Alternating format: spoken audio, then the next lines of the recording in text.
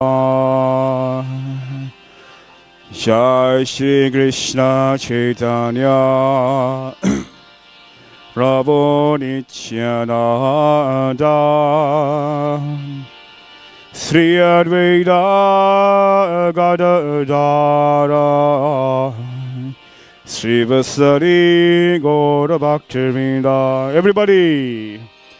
Hare Krishna, Hare Krishna, Krishna Krishna, Hare Hare, Hare Rama, Hare Rama, Rama Rama, Hare Hare.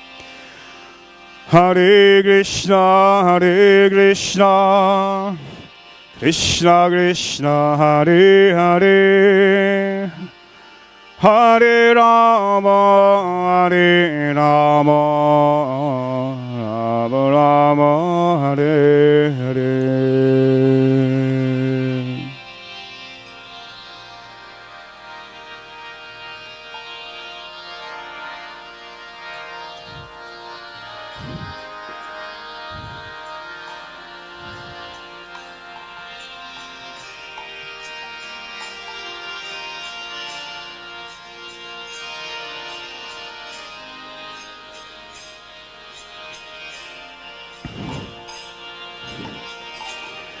Hare Krishna, Hare Krishna, Krishna Krishna, Hare Hare, Hare Rama, Hare Rama, Rama Rama, Hare Hare.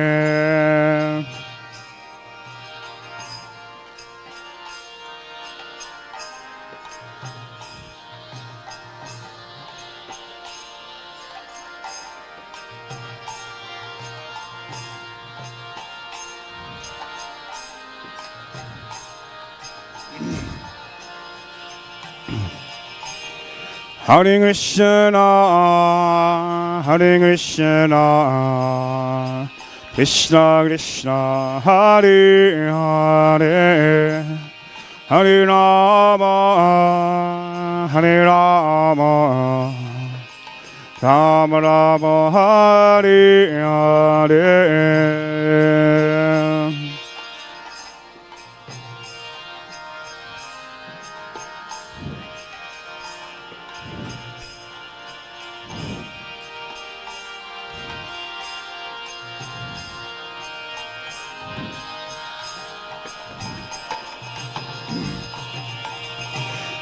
Hare Krishna, Hare Krishna, Krishna Krishna, Hare Hare, Hare Rama, Hare Rama, Rama Rama, Hare Hare.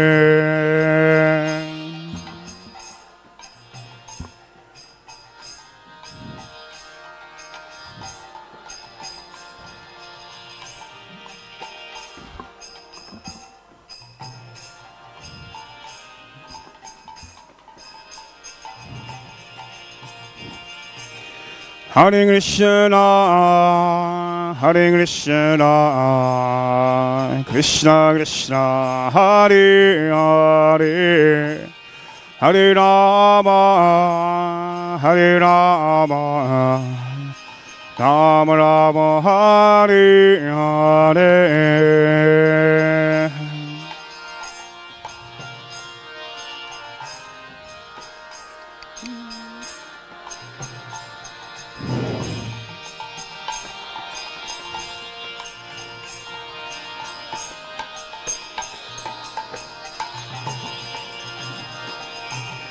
Hare Krishna, Hare Krishna, Krishna Krishna, Hare Hare, Hare Rama, Hare Rama, Rama Rama, Hare Hare.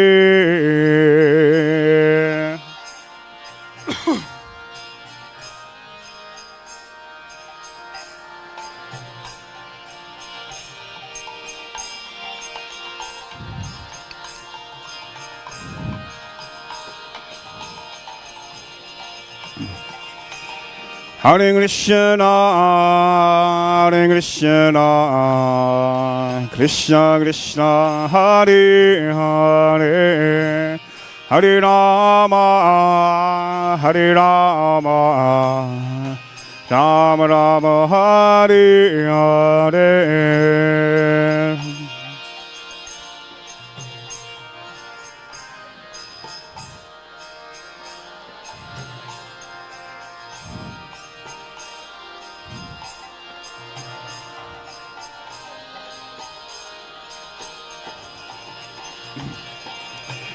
Hare Krishna, Hare Krishna, Krishna Krishna, Hare Hare, Hare Rama, Hare Rama, Rama Rama, Hare Hare.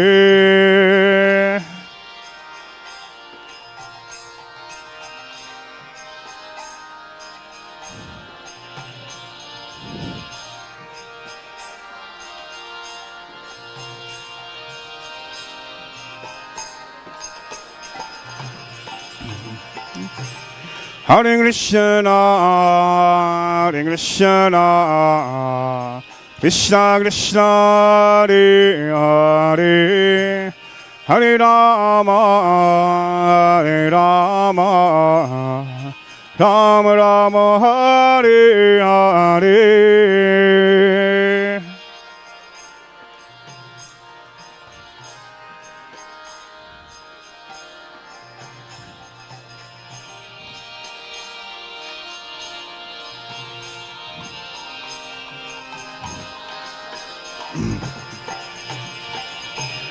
Hare Krishna, Hare Krishna, Krishna Krishna, Hare Hare, Hare Rama, Hare Rama, Rama Rama, Hare Hare.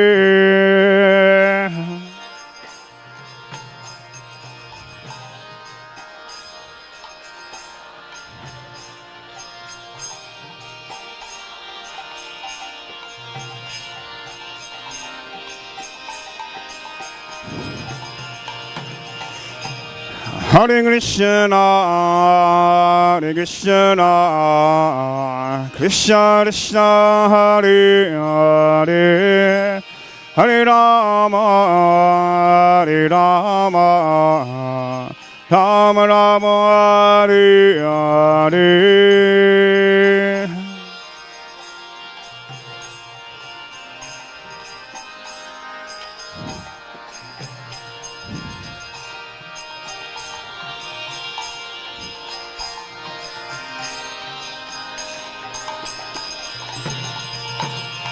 Hare Krishna, Hare Krishna, Krishna Krishna, Hare Hare, Hare Rama, Hare Rama, Rama Rama, Hare Hare.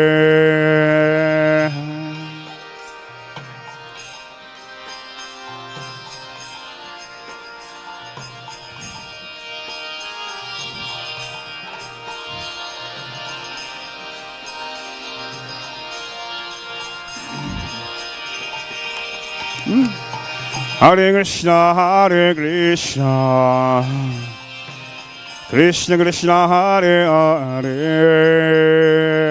Hare Rama, Hare Rama, Rama Rama, Hare Hare.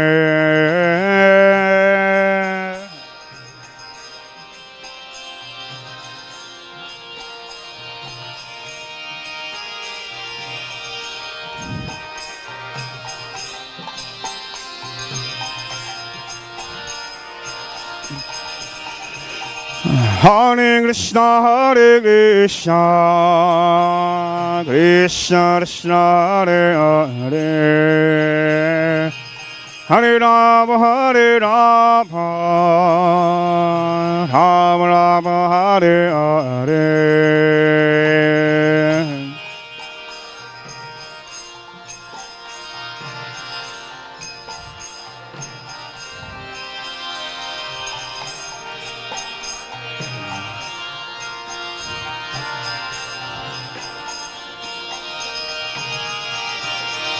Hare Krishna, Krishna Krishna Hare Hare, Hare Rama, Rama Rama Hare Hare.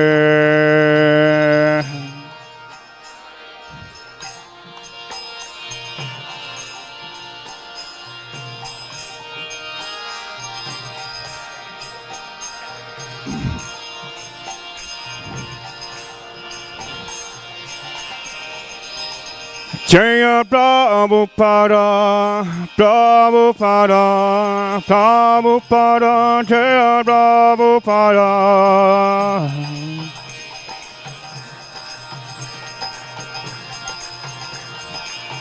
Jaya Jaya Prabhupada, Prabhupada, Prabhupada, Prabhupada.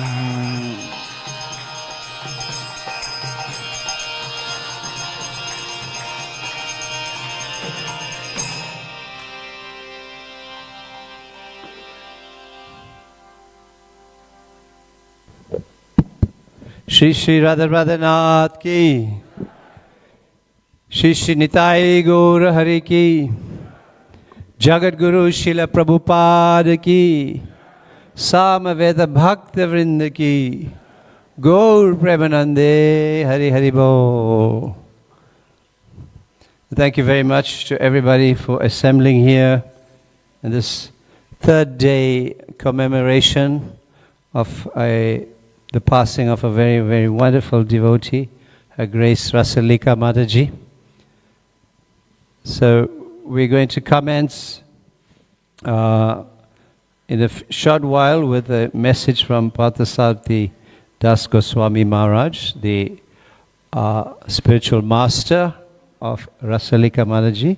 That's going to be read by Rasastali Mataji, and she will also speak after that message. Om Gyanatimidandasya Gyananjana Shalakaya Chakshurun Militam Yena Tasmai Shri Guruve Namaha. Nama Om Vishnu Padaya Krishna Prestaya Bhutale Srimate Bhakti Vedanta Swami Niti Namine. Everybody can join. Namaste Saraswate Deve Gauravani Pracharine Nirveshesha Sunyavadi Vasyatya Deshatarine. Jai Shri Krishna Chaitanya Prabhu Nityananda Shri Advaita Gadadhar Shri Vasadi Gaura Bhakta Vrinda. Everyone, Hare Krishna, Hare Krishna, Krishna Krishna, Hare Hare, Hare Rama, Hare Rama, Rama Rama, Hare Hare. Thank you very much. So, I'd like to call Rasastali Mataji to please come forward. There are several speakers today, so we know Mother Rasalika is very well loved, so there are many devotees and family members want to speak. So we hope that everybody will give that their due attention.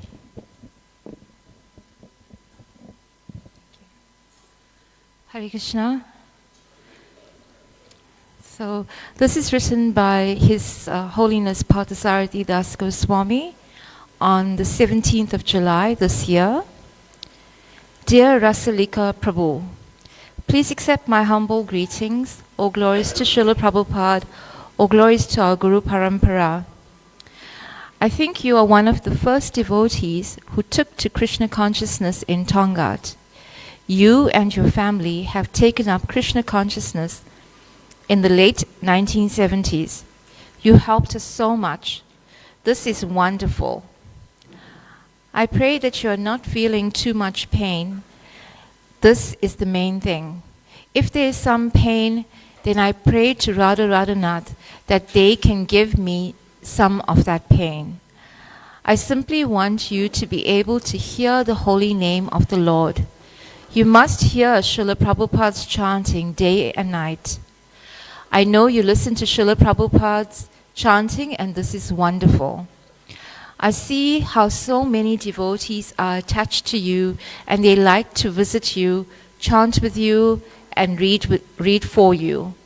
No doubt all your children will also be blessed. They will be blessed.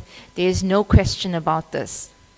Srila Prabhupada writes, the Lord gives special protection to the family members and descendants of a devotee. Even though such family members are themselves non-devotees, the Lord is so kind. Srila Prabhupada further writes in Srimad Bhagavatam, Canto 4, Chapter 12, Text 33. This is from the purport. The conclusion is that a disciple or an offspring who is a very strong devotee can carry with him to Vaikuntha either his father, mother, Shiksha Guru or Diksha Guru. In this statement, it's around the other way. You are able to carry your family members to Vaikuntha. As soon as I feel a little better, I want to come and see you. Srila Prabhupada writes in a letter dated December 9th, 1972, Krishna does not like to see his sincere devotees suffer or become frustrated or depressed. He will not stand by idly on that account. Krishna has some special plan for you. Always think in that way, and very soon he will provide everything your heart desires. From this letter, we can understand that Sri Chaitanya Mahaprabhu, Radha and Krishna and their associates don't like to see you suffer or frustrated or depressed. It's natural for all of us to get old, to get disease, which brings about health challenges. This may make us a little depressed because we can't do what we used to do. But Krishna will not stand idly on that account. Krishna has some plan for you, and very quickly he will provide everything in your heart's desire. Now I would like to share with you a purport from the Srimad Bhagavatam, Canto 3, Chapter 16, verse 37. When something is arranged by the Supreme Personality of Godhead, one should not be disturbed by it, even if it appears to be a reverse according to one's calculations. For example, sometimes we see that a powerful preacher is killed, or sometimes he is put into difficulty, just as Haridas Thakur was. He was a great devotee who came into this material world to execute the will of the Lord by preaching the Lord's glories. But Haridas was punished by the hands of the Qazi by being beaten in 22 marketplaces. Similarly, Lord Jesus Christ was crucified, and Prahlad Maharaj was put through so many tribulations. The Pandavas, who were direct friends of Krishna, lost their kingdom. Their wife was insulted, and they had to undergo many severe tribulations. Seeing all these reverses affect devotees, one should not be disturbed. One should simply understand that in these matters, there must be some plan of the Supreme Personality of Godhead. The Bhagavatam's conclusion is that a devotee is never disturbed by such reverses. He accepts even reverse conditions as the grace of the Lord. One who continues to serve the Lord even in reverse conditions is assured that he will go back to Godhead, back to the Vaikuntha planets. Lord Brahma assured the demigods that there was no use in talking about how the disturbing situation of darkness was taking place, since the actual fact was that it was ordered by the Supreme Lord. Brahma knew this because he was a great devotee.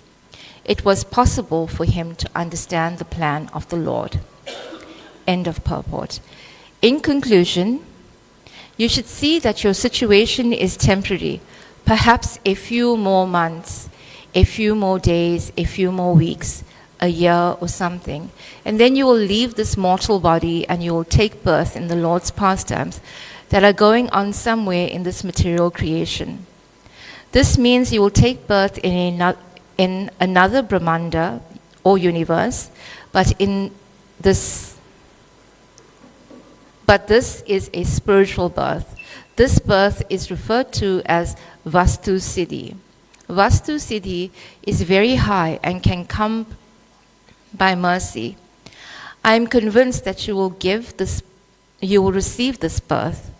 Bhaktivinoda Thakur also alludes to the fact that there is another birth you can take prior to Vastu Siddhi in Krishna's pastimes if there are too many anarthas.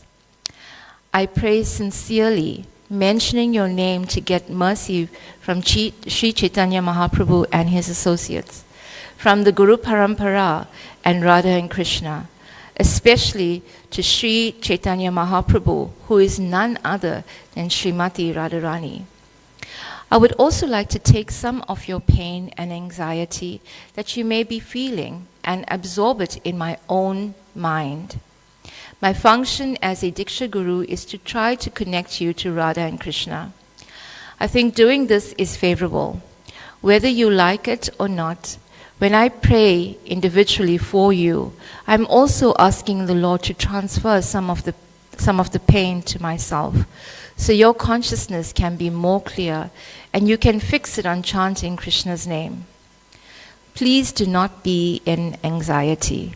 Your future is 100% guaranteed by the mercy of Srila Prabhupada, Srila Bhaktisiddhanta, and by the mercy of Lord Chaitanya Mahaprabhu. Our prayers should be that our next birth can be in Vrindavan or Navadvip, where we continue serving.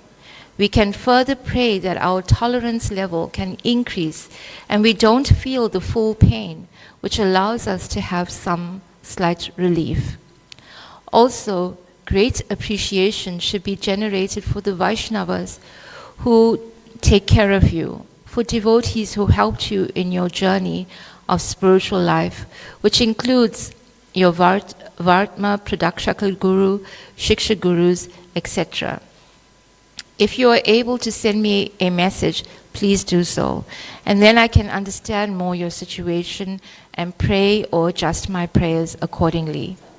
All glories to the Vaishnavas, all glories to Srila Prabhupada, all glories to the Guru Parampara, all glories to Sri Chaitanya Mahaprabhu, Lord Nityananda and their associates. All glories to Rasaraj Krishna, all glories to the most merciful, exquisite and beautiful Srimati Radharani. I remain your well-wisher, Parthasarathi Das Goswami. Hare Krishna. So, devotees, it is my great pleasure to be able to share a little bit about Rasalika with all of you. I will take something from my Guru Maharaj's words. One often wonders why Rasalika stayed with us so long when she had told us 3 years ago that she was ready to leave.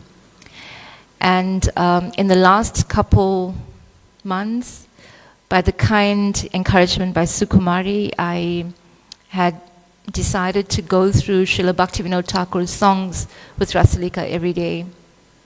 And I would just go and spend a very short time with her, sing one song and read the translation, and that was my Sangha with her. And for Vaishnavas, our life is sadhana and seva. Sadhana is our own practice, our japa, our hearing, association with devotees, and our seva is what we do. And many devotees are going to be coming up here and will be sharing with us the many, many services that Rasalika has done when she was tall, strong, and beautiful. Everybody would remember that about Rasalika. So, but I'm going to talk about what happens when your body stops doing those things. when you can no longer chant the holy name, when you can no longer render that service that you so vigorously did for over 40 years. And one would say, well, if your body can't work and if your mind can't work, why be here? And I want to say that Rasalika was here to continue to serve us. And I experienced that firsthand by having the privilege of singing that one song to her every day for between 2 and 5 minutes. She allowed me to connect to Srila Bhaktivinoda Thakur. So she served to her very last breath. And that is truly incredible, that a devotee of her caliber, even when her body failed her, she continued to serve the Vaishnavas right to the very end. And I want to remember that about Rasalika, that she could serve to her last breath. And it really is extraordinary, and I'm sure many other devotees have lovely things to say about her. So thank you so very much. Hare Krishna.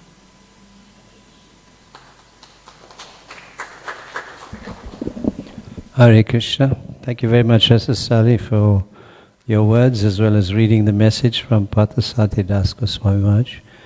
Very deep, very hopeful message, and full of benedictions and blessings from the spiritual master, from Guru Maharaj. It's my privilege and honor to call His Grace Ramanujacharya Prabhu, who will share with us some philosophical points and speak. Please come up.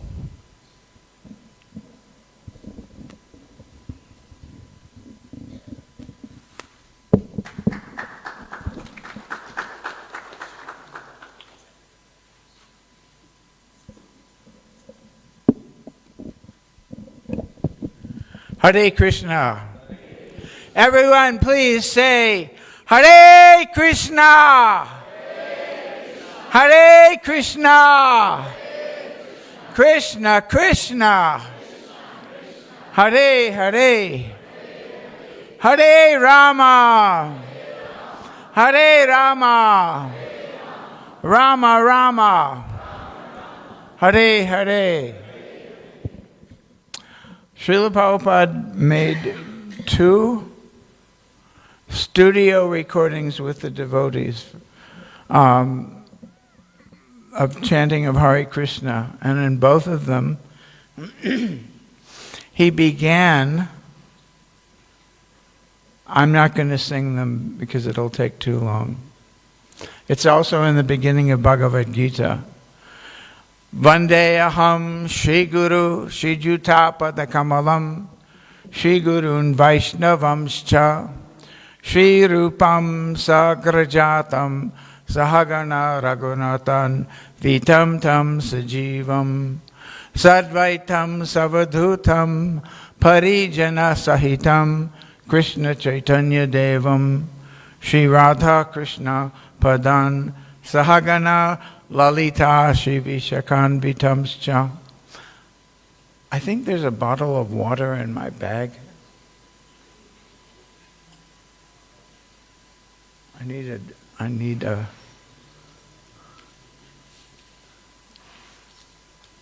Thank you. Do you know what Krishna says about water in the Bhagavad Gita? Rasoham apsu konteya. I am the taste of water. And Prabhupada said water is the best drink.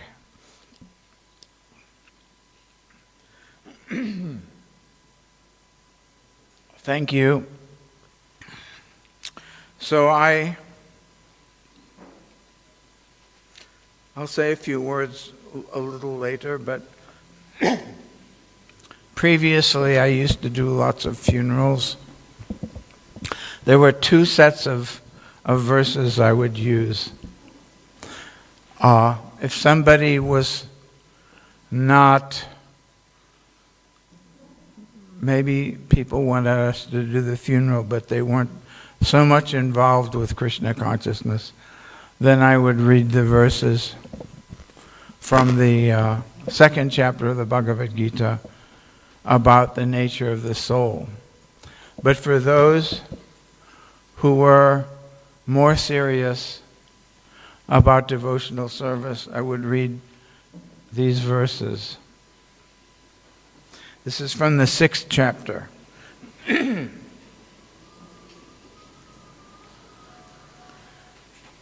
Arjuna asks, what is the fate of the unsuccessful yogi?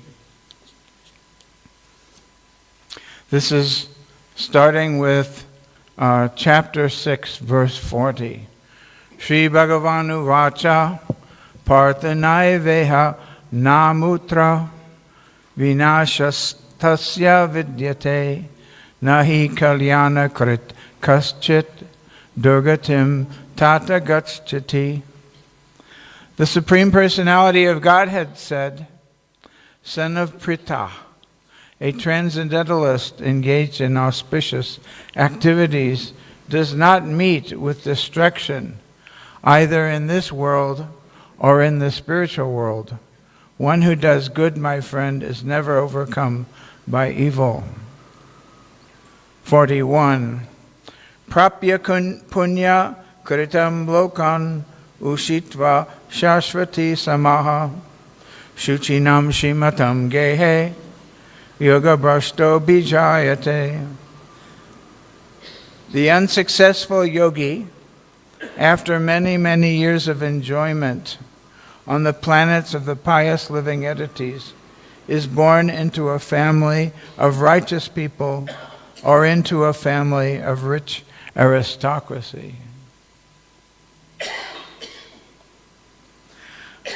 42. Atava yoginam eva kule bhavati dhimatam etad dhi durlabhataram loke janma yad idrisham. Or, if unsuccessful after a long practice of yoga, he takes his birth in a family of transcendentalists, who are surely great in wisdom. Certainly such a birth is rare in this world. In the purport, Prabhupada said, both my spiritual master Bhaktisiddhanta Saraswati Goswami Maharaj and I myself took birth in the family of very advanced devotees. 43. Tatratam buddhi samyogam labate purvadehikam yatate cha tato bhuya samsiddho kurunandana. On taking such a birth, he revives the divine consciousness of his previous life, and he again tries to make further progress in order to achieve complete success. O son of Kuru. 44. Purvabhyasena tenaiva hriyate hyavasho pisaha jigyasur api yogasya shabda brahmati vartate. By virtue of the divine consciousness of his previous life, he automatically becomes attracted to the yogic principles, even without seeking them. Such an inquisitive transcendentalist stands always above the ritualistic principles of the scriptures. 45. Prayatnat yatamanastu yogi samshuddha kilbishaha aneka janma samsiddhas tato yati param gatim. And when the yogi engages himself with sincere endeavor in making further progress, being washed of all contaminations, then ultimately achieving perfection after many, many births of practice, he attains the supreme goal. 47. Yoginam api sarvesham madgatenantaratmana Shraddhavan bhajate yomam same yukta tamo mataha. and of all yogis, the one with great faith who always abides in me, thinks of me within himself and renders transcendental loving service unto me. He is most intimately united with me in yoga and is the highest of all. That is my opinion. Actually, whenever I would see Rasalika, I was thinking, she is very aristocratic. It says that born into a family of righteous people or into the family of rich aristocracy. And she, as we all know, she was in charge of our restaurant, Govinda's. And the person before her was Malika.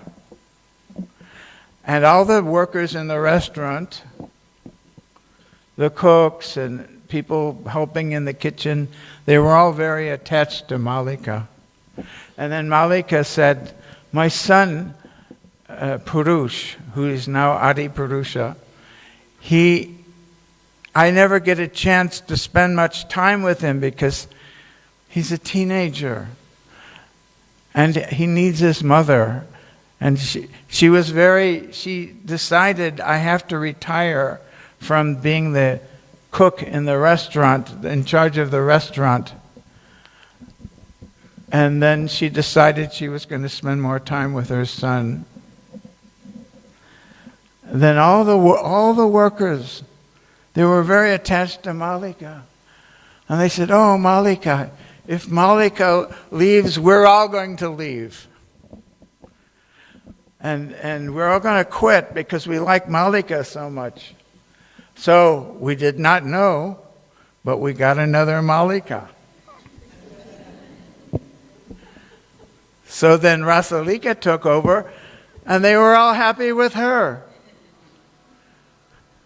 So she did a lot of service, wonderful service, and we're very grateful that she could stay here in her last days and get the association of devotees.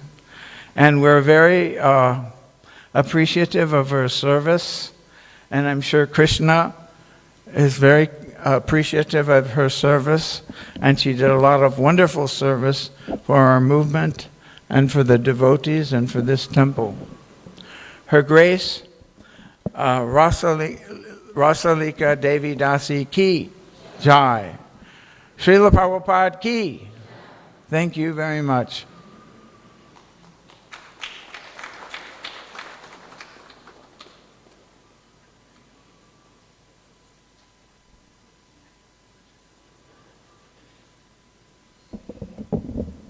Hare Krishna. Thank you very much, Ramanujacharya Prabhu, for those elucidating verses. I'd like to call His Grace Vibhu Chaitanya Prabhu. Vibhu Chaitanya Prabhu has been here with us for a long time, has developed many friendships, has looked after all of us as also a former temple president, so he's had a lot of association with Rasalika Mataji.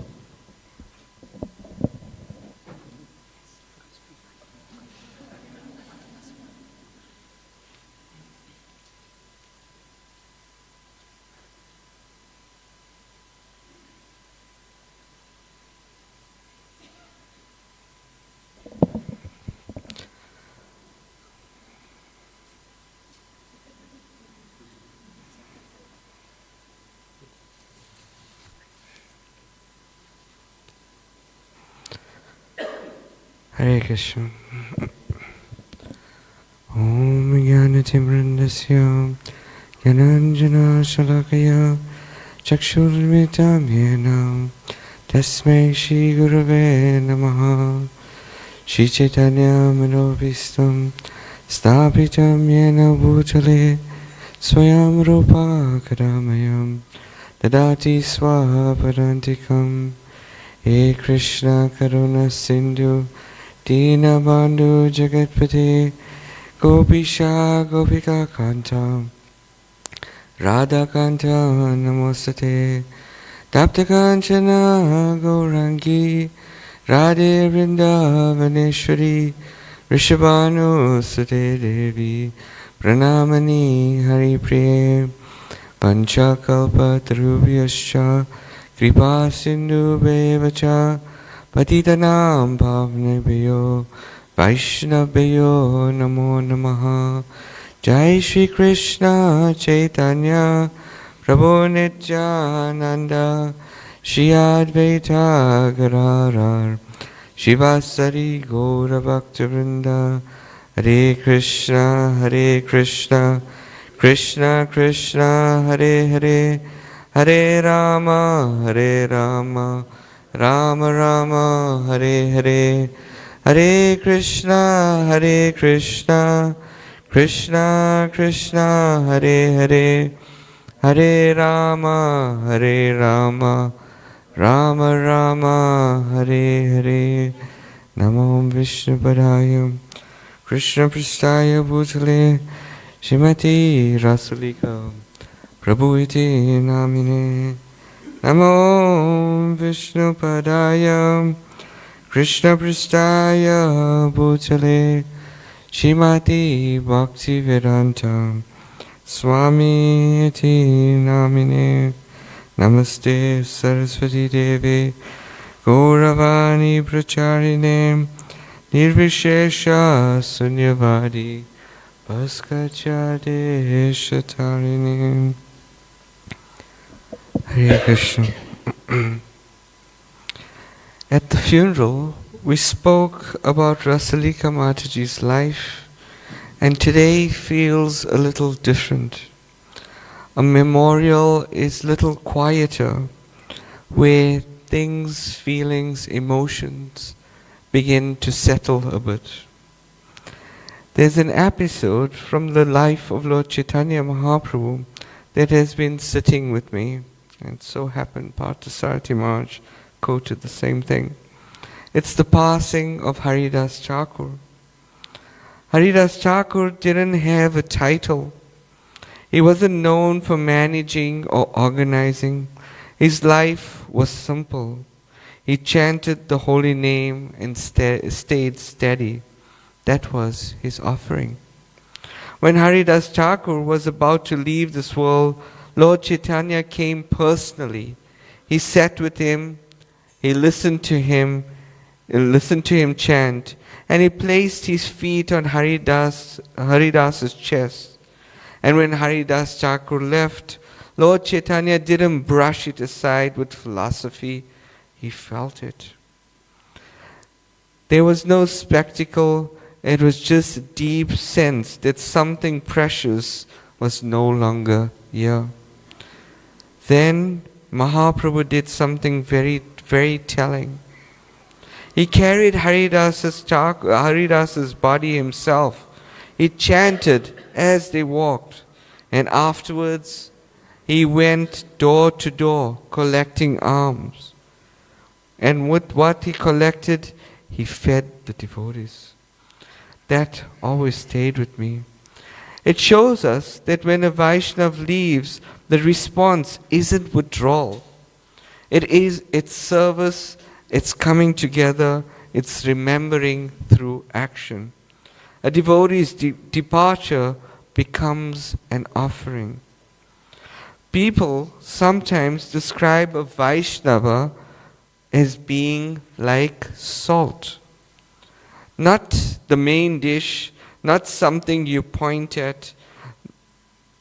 You don't sit down and say, this meal is about salt. But you notice immediately when the salt is missing. Everything is still there. The plate looks the same, but something's off. The taste is flat. And the life has gone out of it a little. That's how it feels when someone like Rasalika Mataji leaves. She wasn't trying to be noticed. She wasn't trying to stand in front. She was just there, quietly doing what was needed to be done day after day. And because she was always there, you didn't always realize how much she was holding it together. Only now, in her absence, do you feel it. That is not sentiment, it is just recognition. As mentioned at the funeral, she was my neighbor. She shared the same courtyard as me as for many years. One day, after long hours at the restaurant, and it was this period she was being frustrated. She was completely exhausted.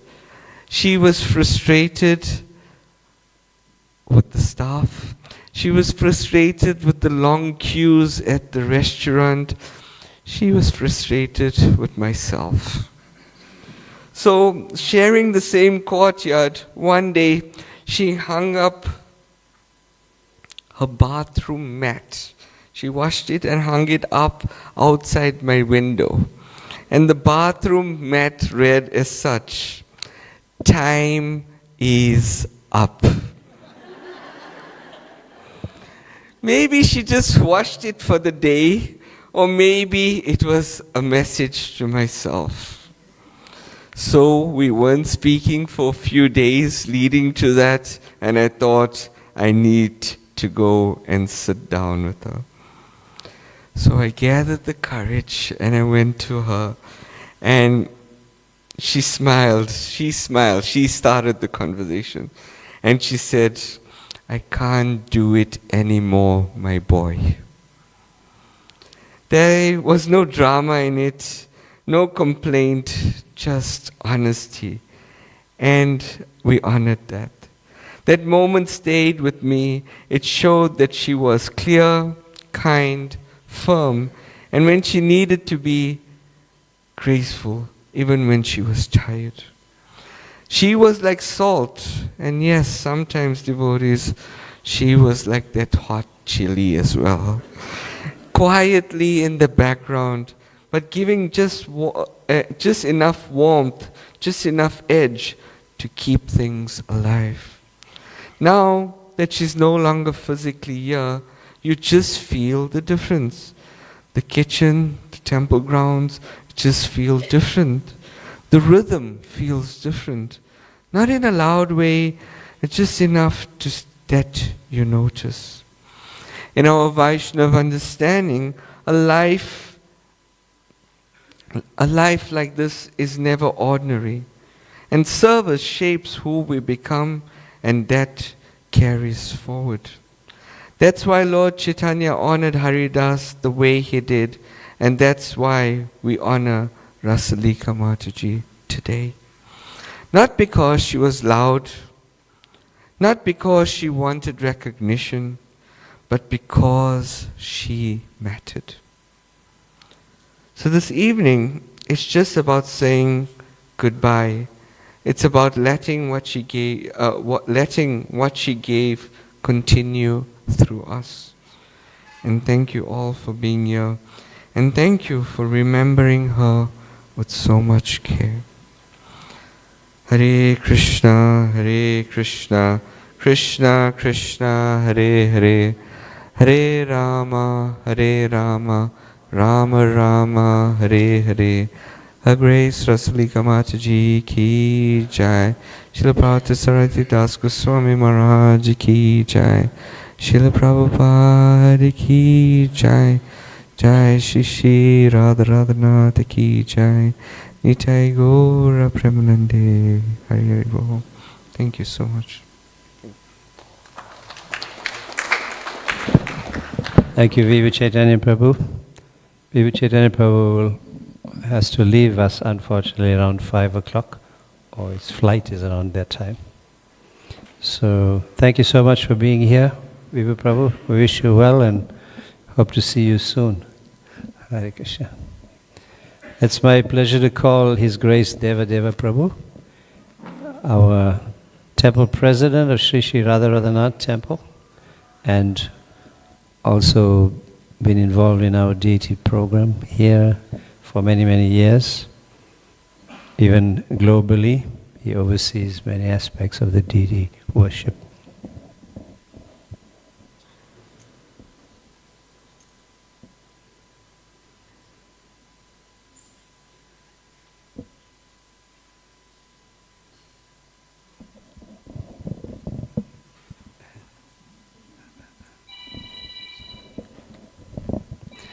That's one announcement I didn't make. So thank you for the reminder. If you can please turn it on silent. And everybody just please check. Because inevitably it rings, even though we make an announcement. So please just check. Thank you so much. Deva. Hare Krishna. So I'm a Tongat boy, and Mother Rasalika is a Tongat girl.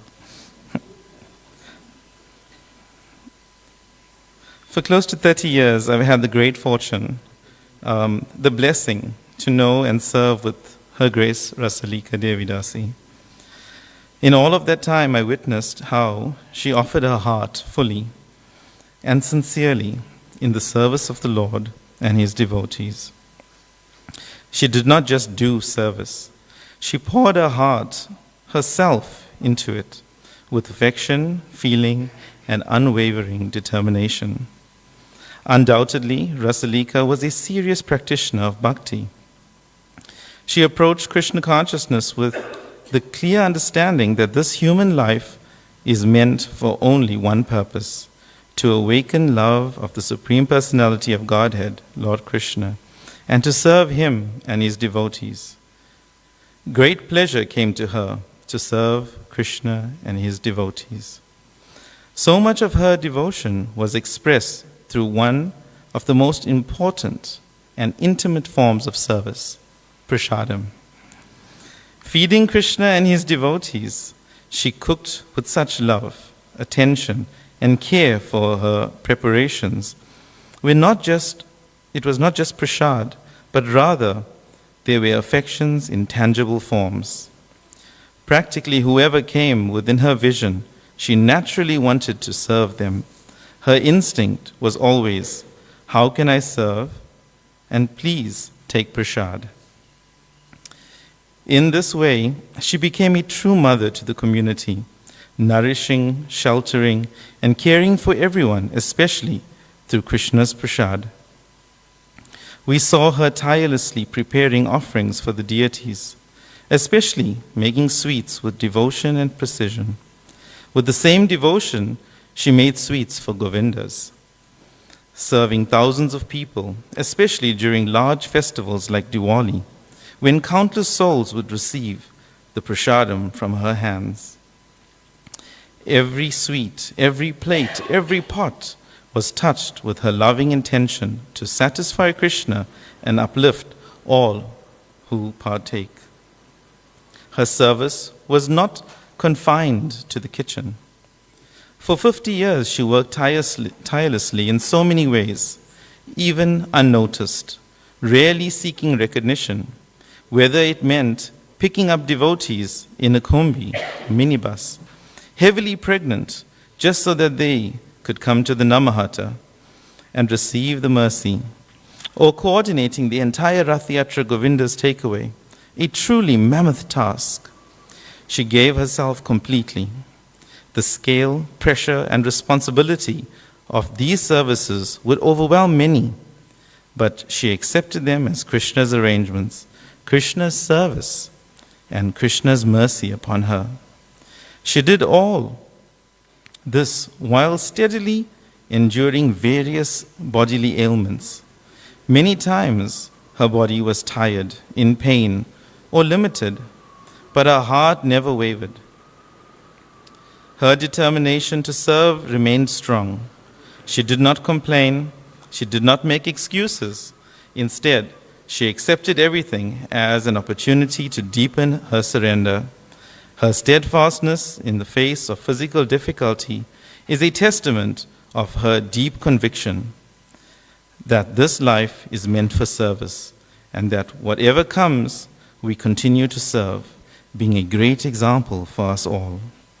His Holiness Devamrita Maharaj once wrote in a Vyasa Puja offering to Srila Prabhupada that he was feeling perplexed about who receives more mercy. And often, devotees may think that the big devotees like himself, sannyasis with disciples and famous in the world, would be the greatest recipients of mercy.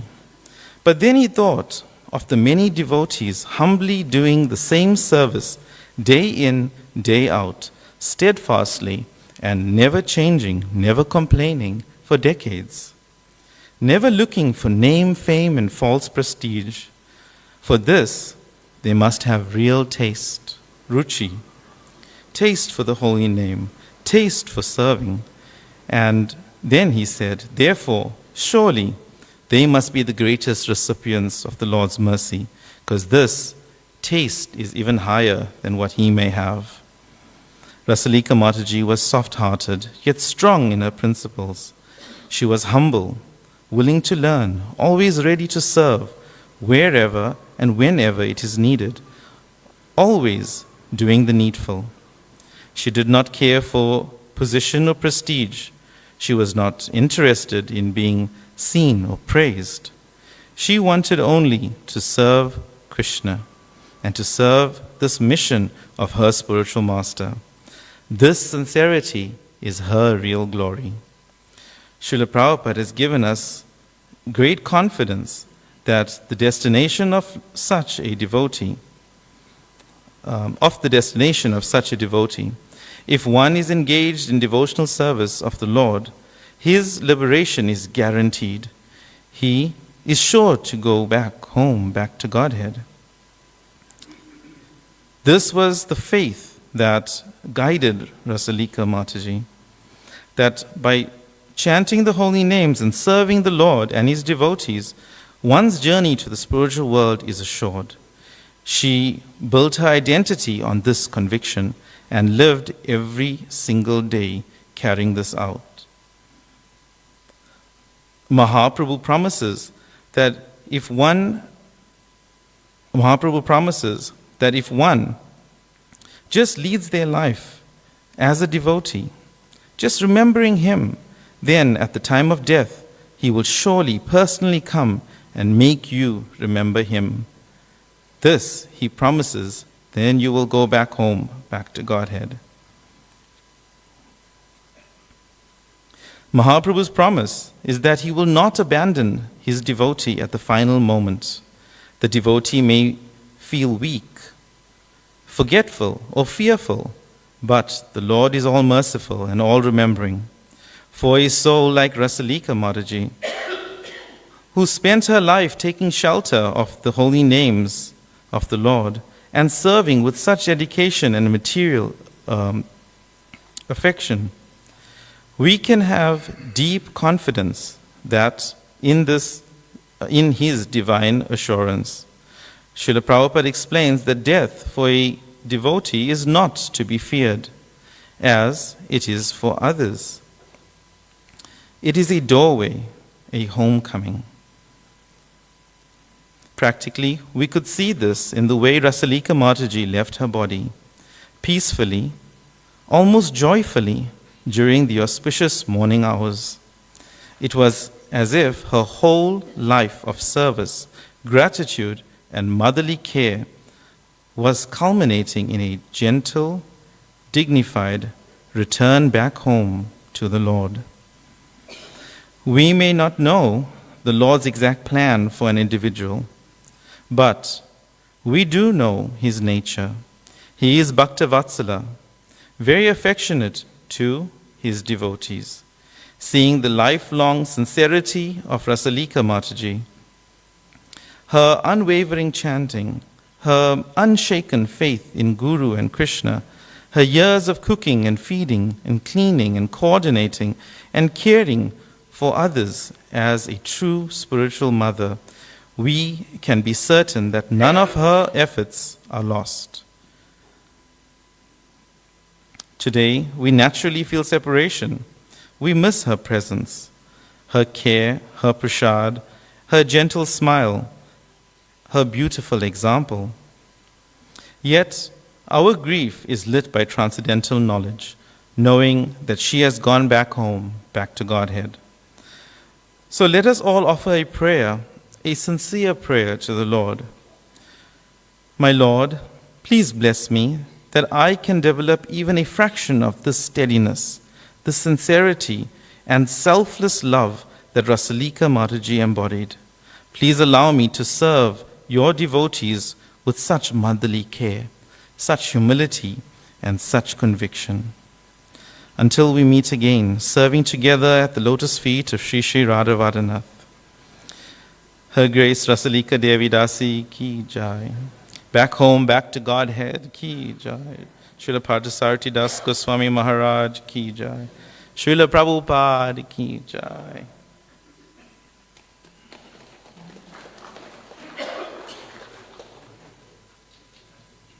Hare Krishna.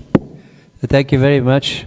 So some of you want to applause, but you're not quite sure whether you should do it in a memorial. And it's a little bit, yes, you can do that, because the devotees are speaking about a wonderful devotee, Rasalika Mataji, and we all want to appreciate the appreciation. Right, so no problem. It's my privilege now to call His Grace Jai Satyananda Prabhu. Please come forward. Everybody who has been in ISKCON knows Jai Satyananda Prabhu's very stalwart presence here, and he's the backbone services for ISKCON.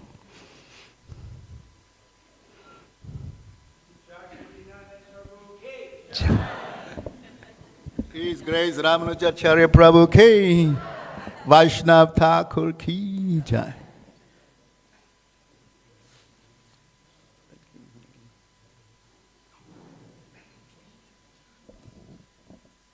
Om Jnana Timirandasya Gyananjana Shalakaya Chaksharam Militam Jaina Tasmai Sri Guruve Namah Sri Chaitanya Mano Bhishtam Stapitam Jaina Bhutale Swayam Rupa Gadamayam Dadati Swapadantikam Vanchakalpa Tarubhyascha Kripa Sindhu Bhyahevacha Patitanam Pavinebhyo Vaishnavabhyo Namo Namaha. I first interacted with Rasalika Mataji in the late 80s in Tongat, and that time she had a little takeaway in RB Road, right? Yeah. And whenever we went to her, she would very gladly make us this. I was looking forward to those burgers. She would put it on the griddle and very, very happy to see the devotees. So that was a wonderful quality of reciprocation with the devotees.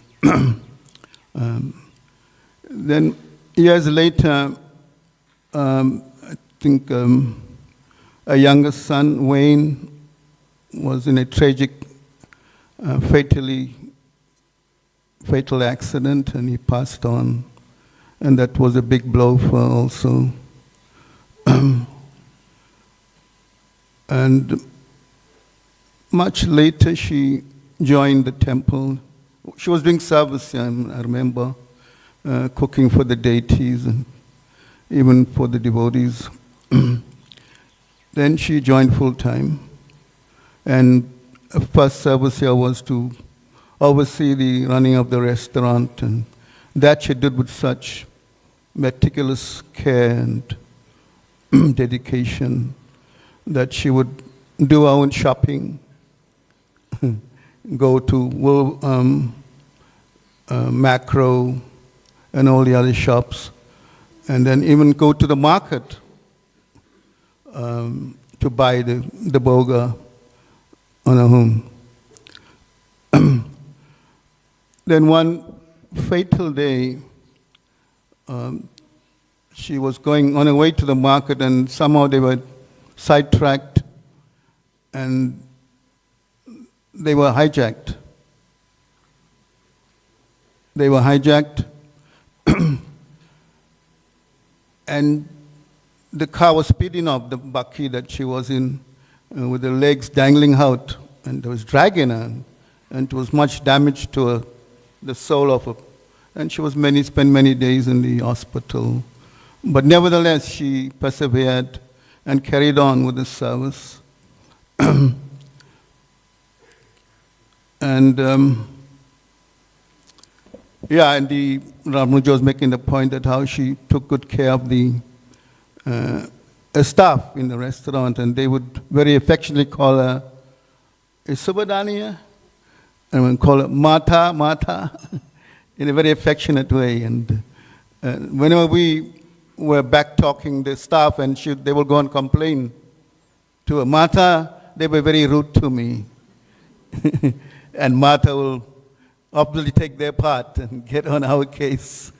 And such was the, she really took good care of her staff. And, and of course, she, a wonderful family, Upendra, Vishakha, and I don't know if the other daughter is here from Cape Town. Didn't come. Okay, and Mother Sukumari, who very, very did wonderful service right up to her passing.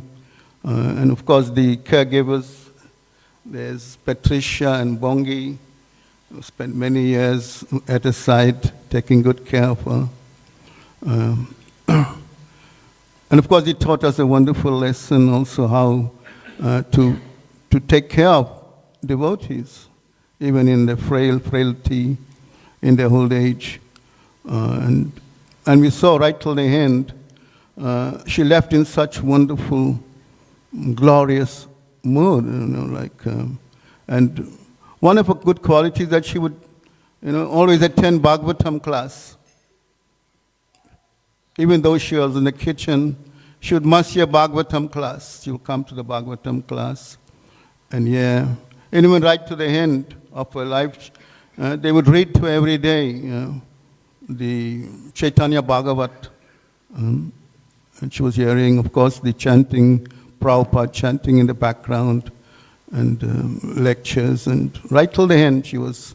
So, in that way, as Krishna is saying, Yam Yam Vapi Smaram Bhavam Taya Jante Ante Kalevaram. So whatever one thinks of at the time of that, that's what they will attain. So, although she was not in a state of recognition or recognizing or relating to the devotees, but in a consciousness, she was very, very clear. And of course, it augurs well for a life that she will most probably, we can all safely say that she will take birth in Krishna's pastime in Sri Vrindavan Dham. Hare Krishna. A grace, Rasalika Mataji ki jai. Hare Krishna.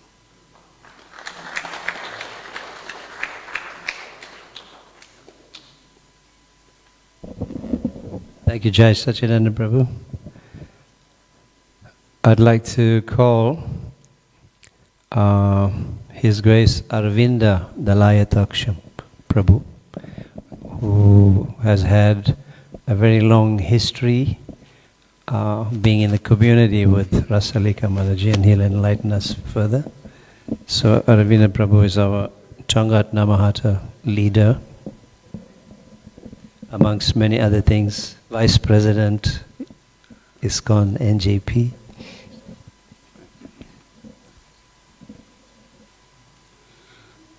Hare Krishna. So I've just noticed that we've been sitting for over an hour now. Can we all just rise for a few minutes? And for the benefit of Rasalika Mataji's soul, can we all together chant Hare Krishna, Hare Krishna, Krishna Krishna, Hare Hare, Hare Rama, Rama Rama, Hare Hare, Hare Krishna, Krishna Krishna, Hare Hare, Hare Rama, Rama Rama, Hare Hare. One more time. Hare Krishna, Krishna, Hare Hare, Hare Rama, Rama Rama, Hare Hare. So I was just remembering the 10 campaign program and Rasalika Mataji telling me that the thing she enjoyed the most was when the Guru Maharaj used to get everybody to stand up, put their hands up in the air and chant Hare Krishna, like bringing the tent down.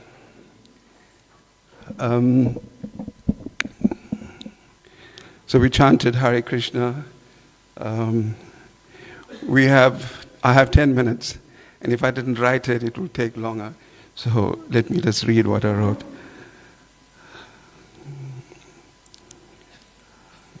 On this third day, after the departure of Rasalika Mataji, we come together not only to remember her, but to reflect on the meaning of her life and her transition. In Krishna consciousness, death is not seen as an end. It is understood as a change of body, a continuation of the soul's journey. Lord Krishna reminds us in Bhagavad Gita that the soul is eternal. It cannot be destroyed. It cannot be burnt or cut or wet. It is eternal. Only the body is left behind. Rasalika Mataji lived her life with this understanding. She did not live for herself. She lived to serve. She was the leader of the Tongat Namahata, someone who carried the responsibility with humility and consistency. For many years, she managed Govinda's Ratiyatra, preparing sweetmeats weeks before the festival. I remember it was my duty to transport these sweets to the Ratiyatra festival site. And then I would ask Rasalika Mataji, how much sweets do you have? What size vehicle will it fit in my car? She said, no, Prabhu, we need 2 vans. And true to her word, there was 2 van loads of sweetmeats and cakes. Also, one thing that just comes to mind now, it was my duty to set the prices for the cakes and sweetmeats. So I remember one day I was telling her, the sweetmeats is looking so good, Mataji. We have to sell it. I figured what the price was, but I gave her a price. She said, no, Prabhu.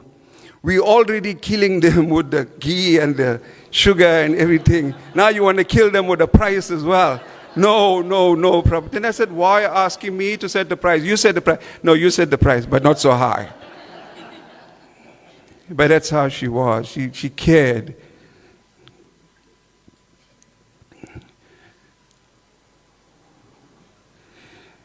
She organized love feasts, 10 campaign programs, Janmashtami programs, Namahata cooking programs, always quietly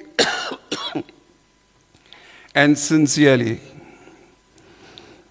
She was known as the master chef, right, Vishaka? Always. She was the master chef. But the real qualification was devotion. Her cooking was not just food, it was offering. Through her hands, many people tasted the mercy of Krishna. Later in life, she gave herself completely to Lord Krishna, becoming a full-time devotee and moving into the Sri Sri Radharanath Temple of Understanding here in this very building. Even then, service followed her naturally. She managed the Govinda's restaurant, served devotees and guests, and rendered sincere service to her Gurudev. One of her most important service was guiding others. She introduced many devotees to her Gurudev and carefully, lovingly placed them at his lotus feet. This is a service that continues beyond one lifetime. I was so fortunate that I was one of them that she introduced me to His Holiness Parthasarathi Das Goswami Maharaj, where she brought him to our house and made us feel so comfortable and welcomed us into Krishna conscious life. Thank you, Rasalika Mataji. Srila Bhaktivinoda Thakur writes, he reasons ill who says that Vaishnava die. When thou art living still in sound, the Vaishnavas die to live, and living try to spread the holy name around. These words help us understand what has truly happened. Rasalika Mataji has not disappeared. She remains present through her service, through remembrance, and through the holy name she helped spread. Just a few days before her passing, before her departure, when she was spoken to on her deathbed, she responded with a gentle smile, and a beautiful smile at that. That smile carried meaning, peace, recognition, and surrender. It reflected a life lived with purpose and faith. I happened to be there that day, and as I walked in, I grabbed her feet and I said, Rasalika Mataji, it's Aravinda Dalai Taksha Das from Tongat. How are you? I just come here to remind you that Rath Yatra is in a few months' time. Are you ready? And she gave us the most beautiful smile. For those of you that were there would know. And even Swarup Damodar would say, how many muscle was needed for that? And she held on to that smile. And I carried on speaking to her, and she was appreciating. Her life was to serve. The biggest service we have in South Africa is the Rath Yatra festival. And Rasalika, when she heard about the Rath Yatra festival, and I'm telling her, we are waiting for you, she was just smiling. Yes, it's going to happen. Swarup Damodar said, if it's not here in the spiritual world, she'll be serving.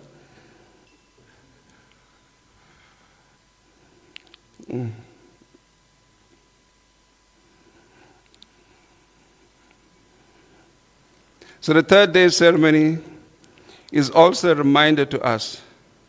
It asks us, how will we live? If we wish to honor Rasalika Mataji, we must continue what she stood for, chanting the holy names of the Lord, serving devotees with love and devotion, distributing sumptuous, loving, tasty prasadam, and helping others find shelter at Krishna's lotus feet. May Lord Krishna and Srila Prabhupada bless her onward journey, and may we receive inspiration to walk the path she so sincerely showed by her own example.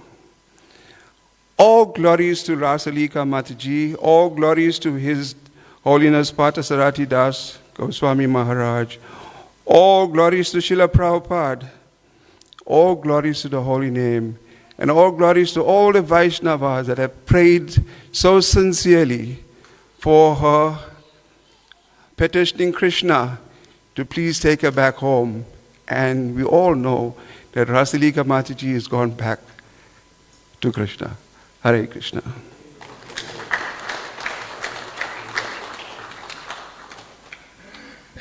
Thank you very much, Aravinda Prabhu.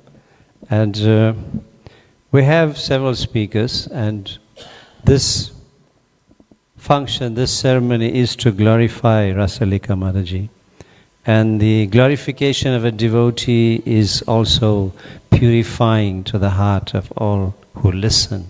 So we know you are giving your kind attention, and you are here to relish the glorification of Rasalika Mataji. So I'd like to call Shangi Radhe Mataji.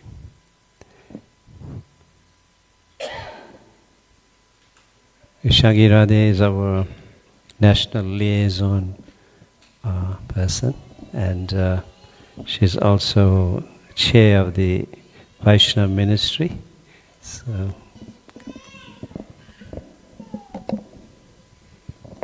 yeah, Hare Krishna. Hare Krishna.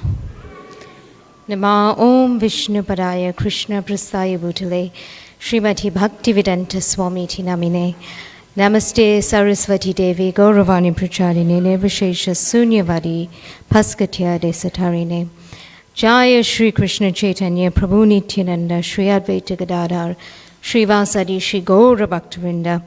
Hare Krishna, Krishna Krishna, Hare Hare, Hare Rama, Rama Rama, Hare Hare. Thank you, Smita Krishna Prabhu. So as our speakers were appreciating Mother Rasalika, today I remember Rasalika Mataji not just as a devoted Vaishnavi, but somebody that I personally encountered, learned from, and was quietly shaped by. There are devotees who teach through instruction, and then there are devotees who teach simply by the way they live. And Rasalika Mataji was the latter. Her presence itself was a lesson.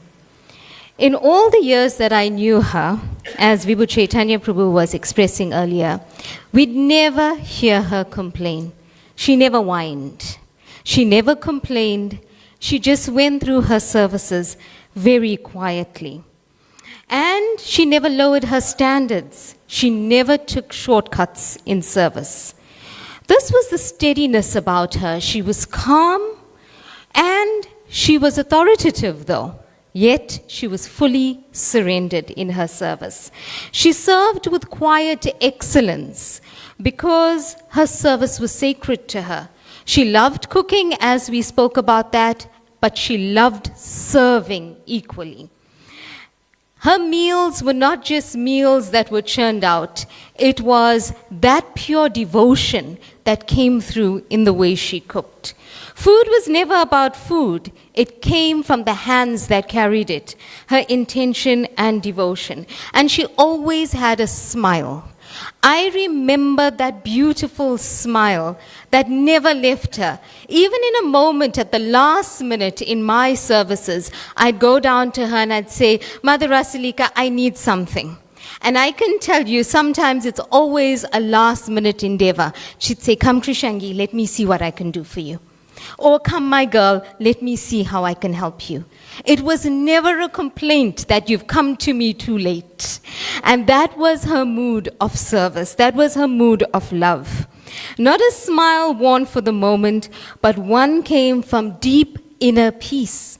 And we saw that peace as she departed this world as well. She loved serving the devotees and her care was real. It was not superficial. Her care was genuine, as we've shared here today. She would help everyone she knew. She'd encourage me personally in my services, and she would always just go through Govindas. If we all remember her, she'd stand tall, as previously we've heard, she'd stand tall beautifully in chaos, right? And we know that. And she just glide through the kitchen. She served patrons not as patrons. She was not just about being transactional with the patrons. She created those relationships. People came back looking for her. And if there was a complaint that somehow came to me, she'd just graciously deal with it. There was no excuses about service, and she'd make it right. I remember her, and I've learned that from her, that don't whine about anything, let's solve the problem, and let's do it with grace and dignity. Aravinda Prabhu just mentioned something that just struck me as I was seated there listening, to say that she was the leader of the Tongat Namahata. How many years ago was that, Aravinda Prabhu? About 40 years ago. A female leader of a Namahata. Let's hear a huge Haribol to Mother Rasalika.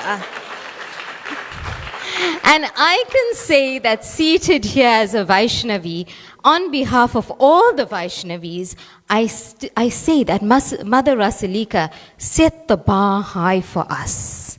She set the bar high in her devotion.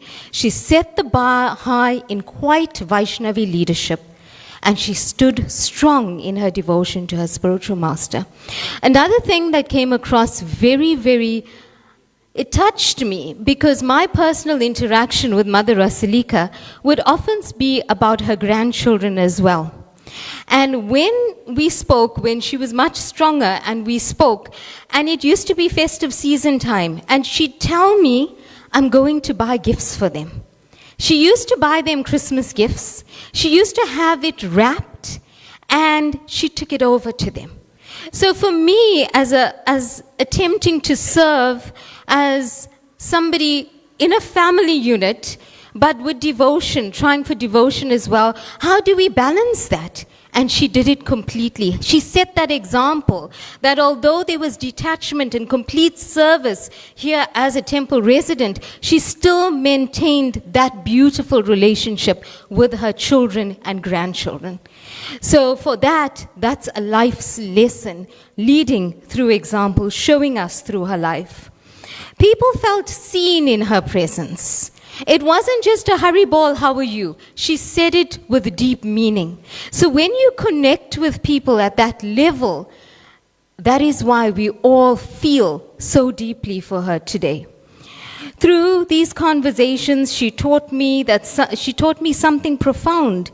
She showed me that devotion meant that we did not need to be cut off from the real world. She still had those deep connections with her family, although she was a resident temple devotee. She still maintained that love and care for the patrons of Govinda's restaurant, and she still connected with all of us so deeply. So the other day when I went to visit her with Mother Radhanath and as Aravinda Prabhu, but I was not fortunate enough to get the smile. But I did announce myself, right? I tried. I did announce myself and I told her, well, I'm here to visit you. And she looked peaceful. She looked elegant, even during that time. And I said to her daughter, Vishaka, and I said, Mom, so peaceful. And she says, yes, she is. And I remembered her standing. I'm not sure if you all remember the signature pearls that she'd wear and the beautiful silk sari that she never shied to wear because she was a Vaishnavi serving Srila Prabhupada, and she did it proudly. So I pray to Mother Rasalika to imbibe that spirit in all of us today, to show us what real devotional service is, and we pray at her lotus feet to guide us back home, back to Godhead. Mother Rasalika ki jai, Srila Prabhupada ki jai, Gaur Premanande, Hari Hari.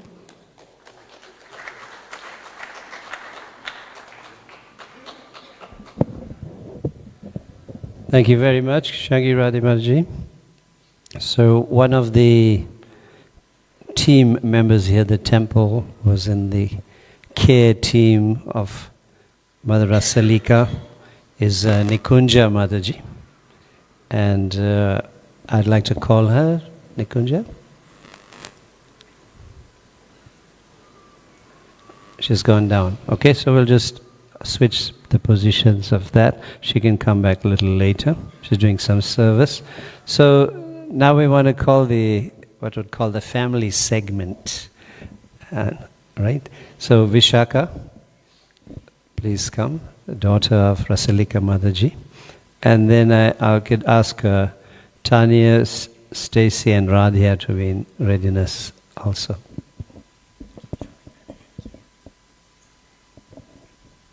Yes, thank you. Hare Krishna. Sorry, I just wrote this as everybody else was speaking. My apologies if I get this wrong. In Vedic tradition, we are taught that our first spiritual master is not in a book or even in a temple, but at home. Before philosophy, before scripture, before discipline, there is mother and father. Both my parents were integral with my growth and development, both spiritually and materially. Having said that, today is about my mother, so I will only be referring to her and her impact on my life. No offense, Dad. My mother was my first spiritual master. She taught me how to live, how to serve, how to love, and how to stand with integrity, long before I ever had language for any of it. I experienced my mother in 3 sacred phases of my life. As a child, she was my foundation. She was my safety, my certainty, and my moral compass. Through her presence alone, the world felt ordered and held. As a teenager, my mother became my friend. I followed her everywhere. Every program, every festival, every gathering. Aryan Prabhu can contest to that. Where my mother was, you would find me. We used to live in Tongat, and then we moved to Mendini, which was an hour and a half away from this temple. And every Sunday, Mom and I would sit in the car, and we would drive to come to the program. Back then, the program was at 4 p.m. And we would stay for program. We would then congregate, as you do after Prashad, and we would talk with Charlotte. Back then, the children weren't here. And Premi Marchdi and Logi Marchdi, and we would just laugh with Shamarani, Karunamai's mum, and it was just such a beautiful experience growing up in the temple. And then we would often drive quite late back, and I would always pretend that I was trying to stay awake at 11 at night, but I often could. And Mum was so stoic in that way that she never showed fear driving such late hours at night on her own with just her daughter next to her. Sorry, my phone closed. As an adult, the one who let me fly. So when I finished school, my mother encouraged me to leave South Africa. She wanted me to spread my wings, to live independently, to live a life that was well lived. And as an adult, she became my greatest supporter and my greatest encouragement. She became my companion. My mother was a remarkable woman. Her strength was immeasurable. Her determination, as Vibhu Prabhu mentioned, was relentless. Her selflessness knew no bounds, and her love unconditional. She had extraordinary judgment of character. She could see people and situations exactly as they were. I suppose that's what it means when they say a mother is never wrong. To me, my mother was like a Spartan warrior. Quiet strength, unshakable conviction, and absolute integrity. Being born in Krishna consciousness was not normal. I'm assuming that all children born in Krishna consciousness knows that. Simply because my mother was not just my mother. She was everyone's mother. And I was always so proud of that. By 2005, my brother Shan and I had settled abroad. Denzel was married with children. My mother decided that it was her time to create a life simply to her heart's desire. She had dedicated her entire life to the servitude of her family before marriage, and then the devotees in the congregation after she got married. So in 2007, she joined the temple. I personally was unsure about her choice, but I respected it. Little did I know that she would have a new lease of life. She created a new family around her that she both loved and appreciated. She spent her days in servitude of devotees. We would speak often, and like all mothers and daughters, we confided in each other. Mum loved the temple. She loved being close to her niece Sukumari and Nikunja. But my mother also loved her family, as in biologically, and to be specific, my aunt, her sister Auntie Dulcie, and her niece Tanya.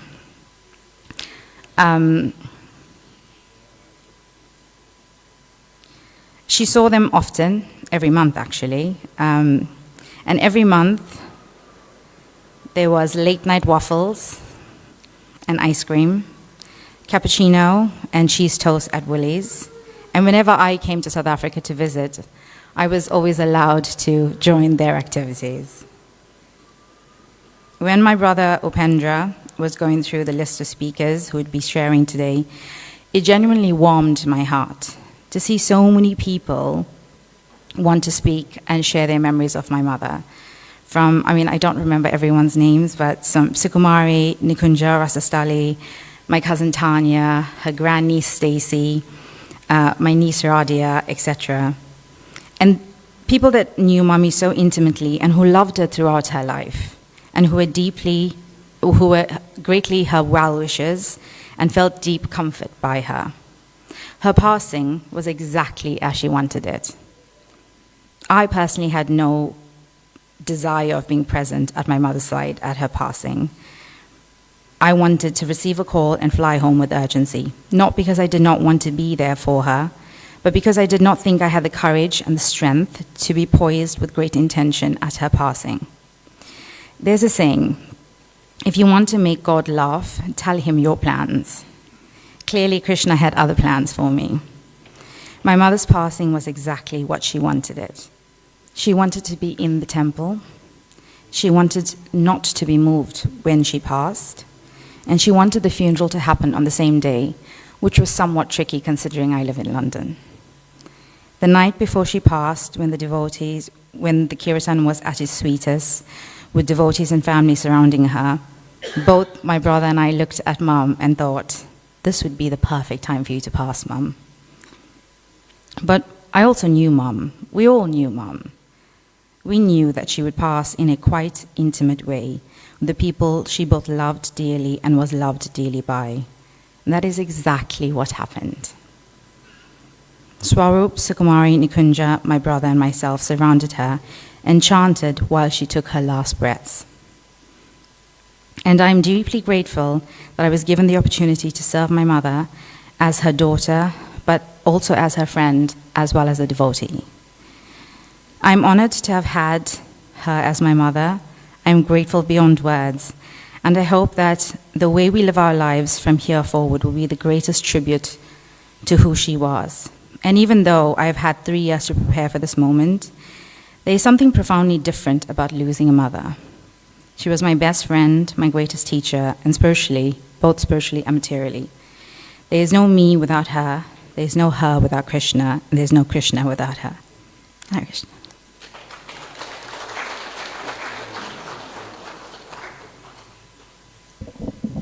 Thank you so much, Vishaka. We remember you as that little girl used to be at the temple, and then suddenly you disappeared because she was overseas in Korea, traveled throughout Europe, and now has come back from London to be with Mum. So thank you so much for sharing that. Another close, more like sisters, right? Tanya and Vishaka. They spent a lot of time together, and now Tanya is in the US. So she's come from the USA to be here, and I'll invite her to speak.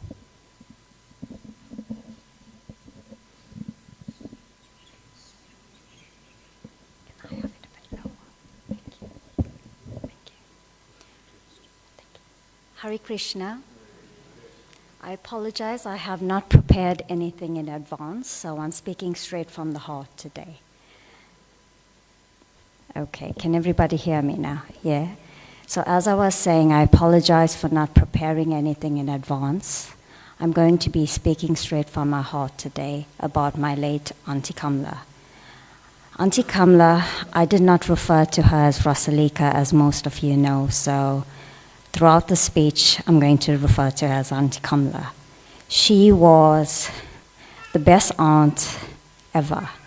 I was often spoiled by Auntie Kamla. For most of you who don't know, Auntie Kamla and my mom were sisters.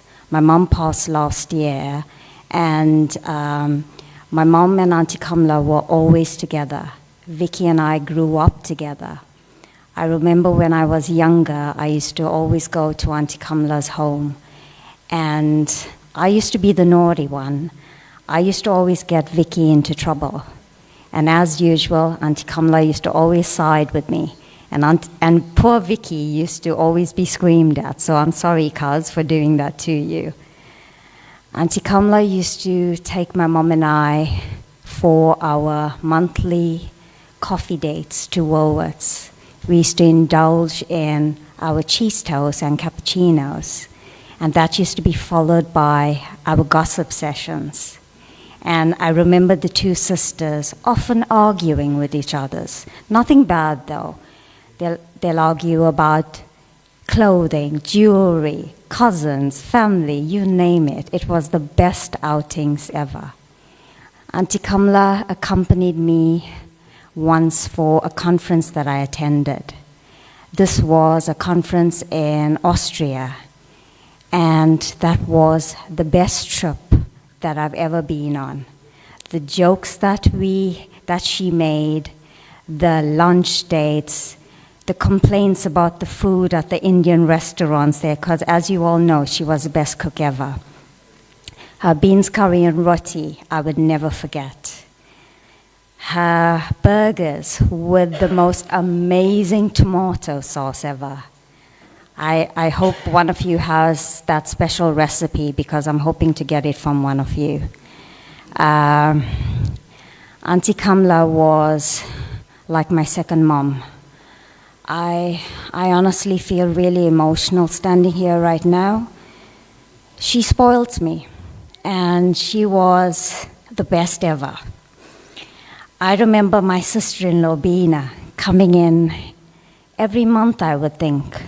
She would come in, massage my aunt's feet. My aunt would give a little smile to her, and we knew that my aunt was happy and content. Auntie Kamla, I miss you dearly, and I know that wherever you are with my mom. And you both are probably up in heaven. I don't know much about the afterlife, everybody, so I believe they are in heaven talking about all of us. And Auntie Kamla's probably saying, Akka, I don't know why everybody's so sad and crying.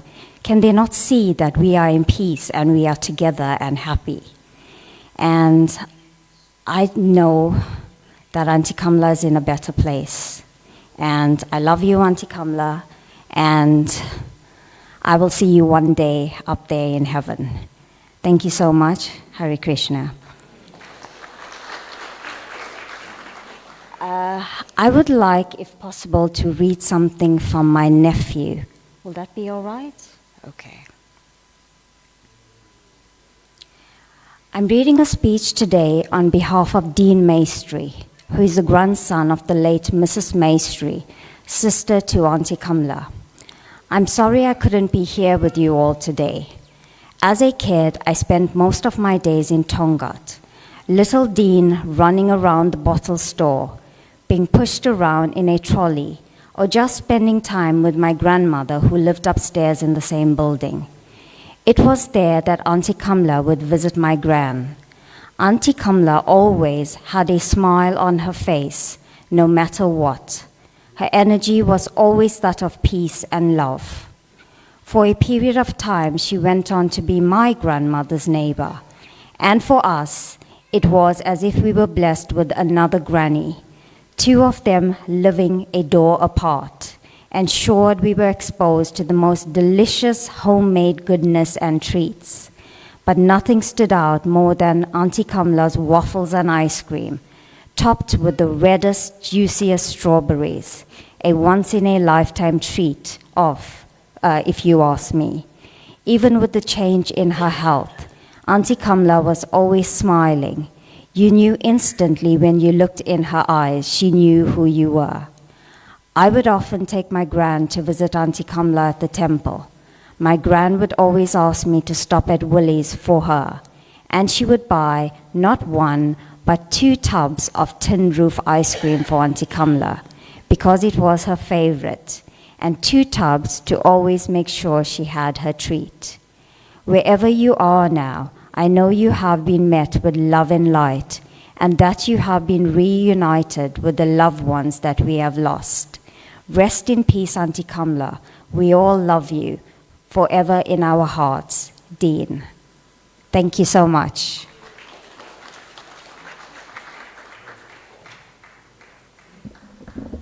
Thank you very much, Tanya. So I'd like to call the grand niece, Stacy. And then after Radhya will come, the granddaughter.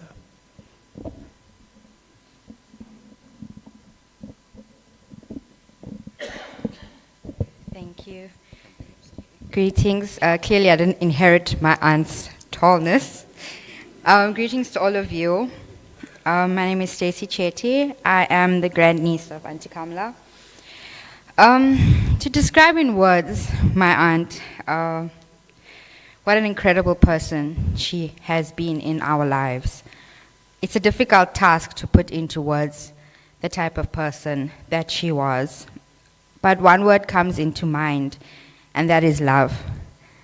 Auntie Kamla had the most incredible love for those around her, and to be in her presence, you would physically feel that love. And I know you all know what I'm talking about because she gave her love so freely to anybody. It wasn't a question of who you were or where you came from. It was just natural for her. Growing up in Tongat and later on in her home in Mandini, we as kids were always taken care of and loved in such an incredible way. One of my aunt's favorite forms of love was sharing food. She would always make the most delicious dishes and ensure that we were eating something good regularly, constantly. What do you feel for? Are you hungry? Can I get you something? Her famous ice cream with Milo and pumpkin seeds is still one of my favorites. And any time of day was ice cream time, anytime. As a child, I fondly remember her always visiting us, and we would wait for her to be there, showing up perfectly dressed with her beautiful big head of hair that I always admired. She always had many words of wisdom to give us, and also words of gentle encouragement, as I would call it. Some would say a little bit of scolding, but always in a way that you never felt bad about what she was saying. She would always want us as kids to be happy and to be okay. It was very important for her to know that we were all okay. I will always remember my aunt for her strength, her love, her dedication, and commitment to her faith. She was a true definition of a graceful lady. We as her family are truly blessed to have had a woman of such an incredible caliber in our lives. We are all better, wiser people because of her and all that she has taught us and shared with us. She will forever be remembered, loved and cherished by all of us in our family. Lastly, thank you to everyone that is here today and to each person for being there for my aunt in all of her days, making her happy days at the temple so special and something that she always loved. Thank you.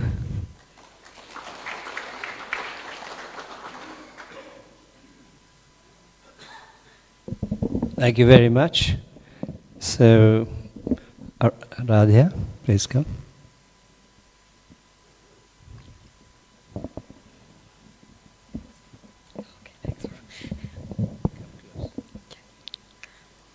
There's a lot more people than I thought there were.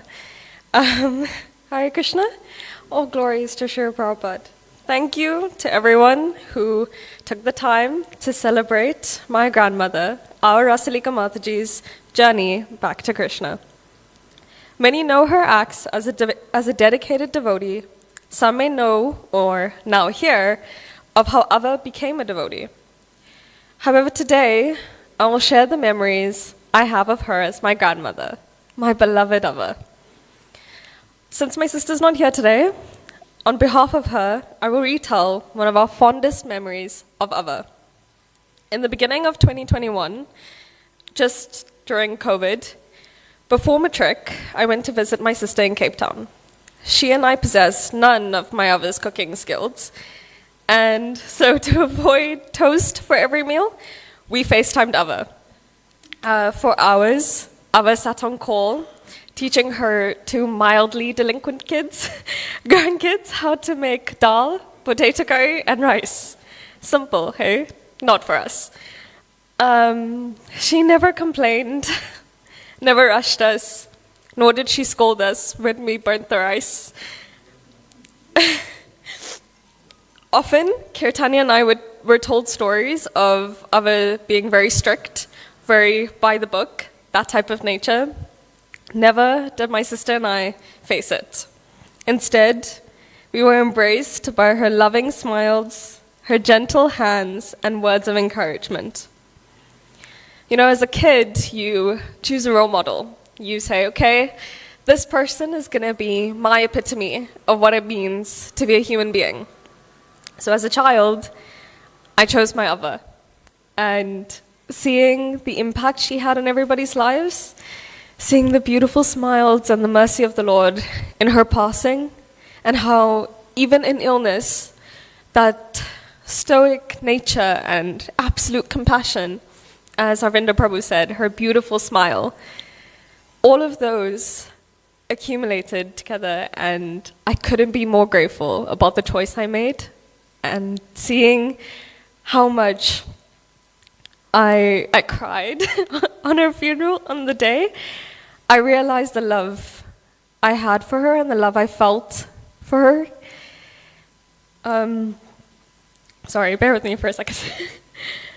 The last thing I remember of my grandmother, purely ingrained in my head, and I wake up every day, especially when she was sick, when she was still with us, and I recall that memory so as to not forget it, is the smile she gave me when my dad and I went to go pick up the tub of yogurt. Not yogurt, it was stir-fried rice in a yogurt container. And my dad and I raced home just to eat it, because that's what we would do. We sat in our kitchen, and I remember the crunch of the rice, the almond oil or sesame seed oil, was it? And that memory, the taste of the food, her beautiful smile, is what I wake up every day and recall. So if we're going to remember her, I ask that everybody, especially today, not every day, but today, think of a food she made for you, the service she did with you, and the love she gave you. And although it's so sad that she's gone, and I think it was Swar Prabhu or Vibhu Prabhu that mentioned, even though it was Maharaj that said, although we understand we are not the body, we are the soul. And her passing is her going back to a better place. There's that still gut-wrenching feeling when she's gone.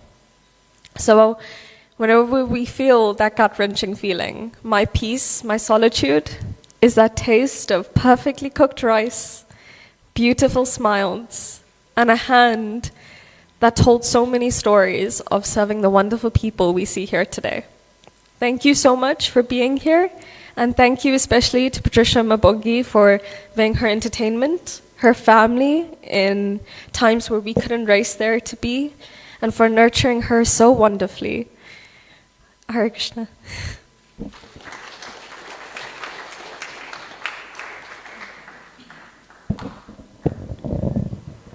So the large number of speakers we have today is a testament to Rasalika Mataji's affection to so many people. So I'd like to call His Grace Krishna Chandra Prabhu. Please come up. Krishna Chandra Prabhu has been involved in our temple from the 90s. Used to be quite involved with the youth. Now he's part of the committee that serves His Holiness Parthasarathi Das Goswami Maharaj. Hare Krishna. Namam Vishnupadaya Krishna Prastaya Bhutale Srimate Parthasarathi Das Goswami iti namine Das Goswaminam Vande Nama Bhajanashram Shrayam Yamya Desa Guru Desa Stapikam Shiravatsalam Namam Vishnupadaya Krishna Prastaya Bhutale Srimate Bhaktivedanta Swamini iti namine Namaste Saraswati Devam Gauravani Pracharine Nirvishesha Shunyavadi Paschata Desatarine. I once heard Jayapataka Maharaj being referred to, described as a spiritual tank, so to speak. Because if you know him, Maharaj pretty much in his battle against Maya and establishing Krishna consciousness around the world, he's this personality that just pushes and pushes and pushes, yields results. This stuck with me for decades in the sense that Maharaj keeps pushing past numerous obstacles such as time, place, and situations to serve Srila Prabhupada. There are perhaps not many devotees who possess this nerve of steel, the sheer determination, and the examples we normally find, or I find, it tends to relate to disciples of Srila Prabhupada such as His Holiness Tamal Krishna Maharaj and Bhakti Tirtha Maharaj. Those are the caliber of devotees normally I associate with that. But this description keeps popping in my mind again and again and again. And to me, Mother Rasalika was a transcendental tank. Trust me, she was this tank. She had one setting, and that one setting was don't go around the obstacle, you go through the obstacle. Most of us will sit and think and contemplate, and we'll basically cheat ourselves out of how do we deal with this. And she just had this focus, very clear focus. To be cut from a cloth like this is very rare. It's extremely rare. Very few people have this specific caliber. That is why, as her junior godbrother,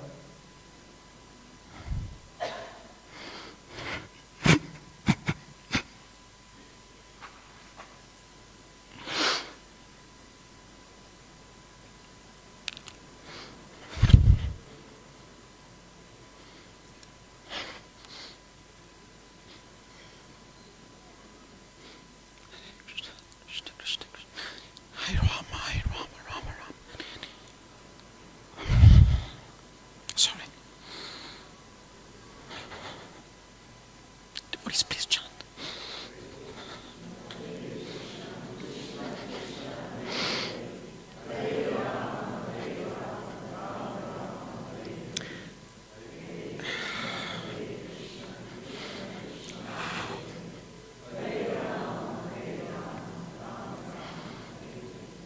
As a junior godbrother, she has surpassed most of the disciples in pleasing a spiritual master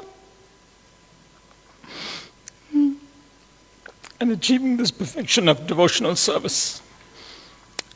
I work in an office, legal office, and when I was telling them about who had passed away, I was quite surprised.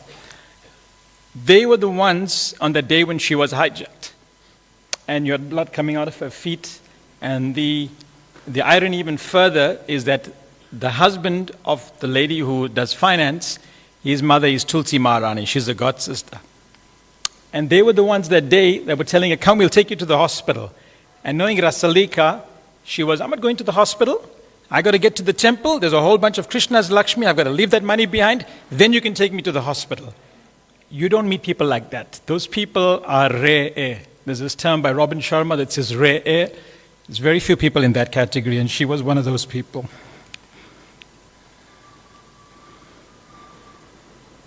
By the way, she didn't give the money to the hijackers on that day. She secured it. It reminds me of Sri Dhamma when they put, I think, 4 guys. Was it 4 guys with 4 guns or 1 gun or 2 guns? And they said to Sri Dhamma, give us the money. And then he thought, okay, you kill me, I die once. I go back to my Guru Maharaj, I die till I die. So I'd rather just not give you the money. That principle. They cut off that same cloth. They're both spiritual tanks. For me, though, I am grateful, very grateful, that I got multiple opportunities to be an assistant to Rasalika, to this charismatic, sincere, simple, intelligent, genuine, and without doubt, the most hardworking woman I've ever met in my entire life. I come from a family of matriarchs, but they're not tanks. I'm extremely grateful that I had a chance to drive her for many years. I had opportunities to assist her where necessary. I got a lot of training from her. As you had so many people talking about the standard that she had, I got a lot of training from her in that very high level to execute from. I would listen to her as a soundboard when she needed to clear her mind, and I would help take off some of the edge by making her laugh very often, because she carried huge responsibilities in the multiple services that was Govinda's. In addition to solely running Govinda's, she would cook for the traveling sannyasis, temple devotees, the deities, and she did so much more. I really don't think that most of the devotees knew all the different services she rendered, because the truth is, no one could keep up with her. In the same way, you'll find Prabhupada's disciples saying they couldn't keep up with Prabhupada on his morning walks. That example came to my mind, and I figured she's like that because Prabhupada was brisk and Rasalika was briskness personified. There are many unique devotees all around us. One can find inspiration to push on spiritually merely by remembering them, as this smaranam is the true basis of spiritual life. Because everything we do is to bring us to this point of constant smaranam, repeated smaranam. There is no other objective in devotional service. So all glories to this very rare caliber of a woman and a genuinely sincere devotee. All glories to His Holiness Srila Parthasarati Das Goswami Maharaj. All glories to Jagat Guru Srila Prabhupada. All glories to Sri Sri Radha Ratnath and Sri Chaitanya Mahaprabhu. All glories to the assembled devotees and the assembled guests.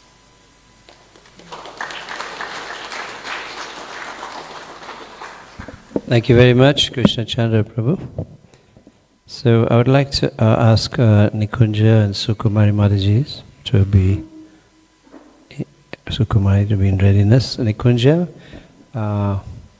we had called for you earlier, but you're busy with some service, so please come up now. Nikunja, Sukumari Mataji, these were stalwart carers in the care team of Mother Rasalika.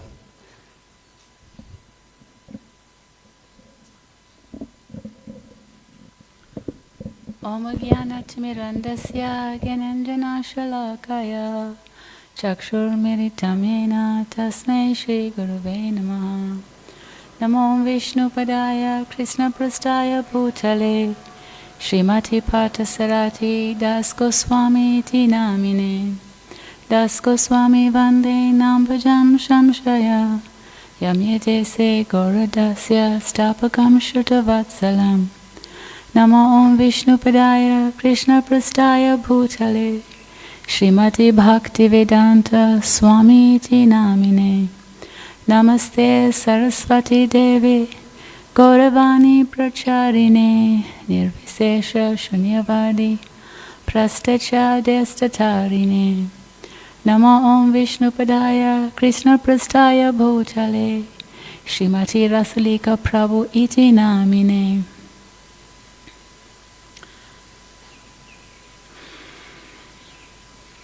My dear Rasalika Prabhu, please accept my most humble obeisances.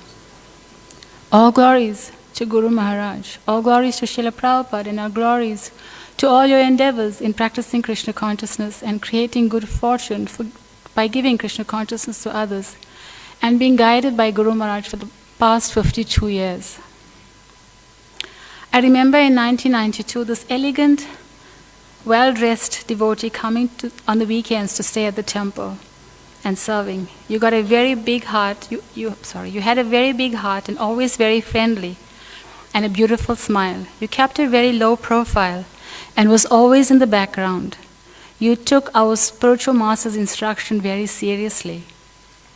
In 1990, you were given a Prabhupada deity by Guru Maharaj, which you worshipped every day. Although you had a full-time job, you had kids, I remember staying with you and we would go out on Sankirtan, and before leaving you would get up like 2 in the morning, chant some rounds, do your puja, cook and do an offering, feed us before we left on Sankirtan also.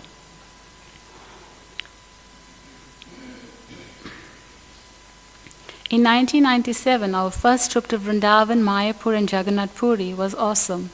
It was very blessed because Guru Maharaj took us around and we were accompanied by 30 other disciples. Guru Maharaj personally took us on different parikrams. Guru Maharaj also wanted you to get deities of Gaur Nitai on your trip to Vrindavan in 1997, which you continued worshipping with your Srila Prabhupada every morning before going to work. Over the years, during my traveling Sankirtan, I would stay at your place either in Mandini or in Plain Street, Tongat.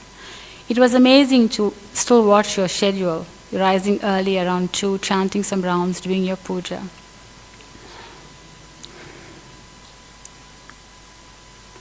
Later, when you retired, you came and spent more time at the temple. You would also go to NJP and help them with their cooking for the Govinda's restaurant.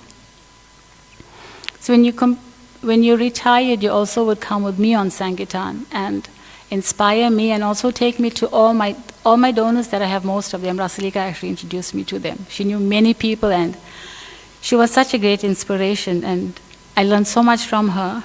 Still need to learn much more. Whenever we would go to visit our donors, she would make these far-out banana puris, gulab jamuns. We would pack boxes and the car would be full with all these sweets that we'd take for the people.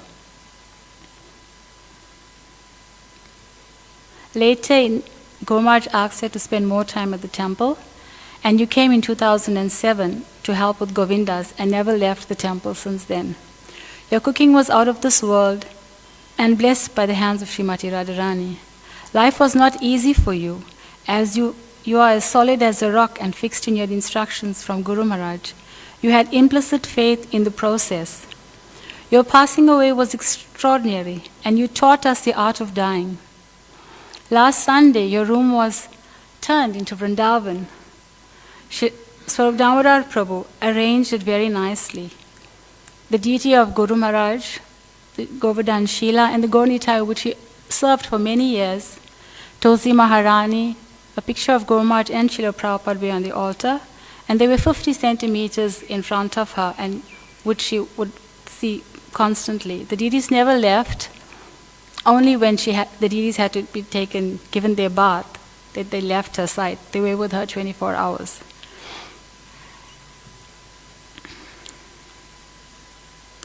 Srila Prabhupada's bhajan and japa was playing at all times. Different devotees would come and read, and kirtan would go on.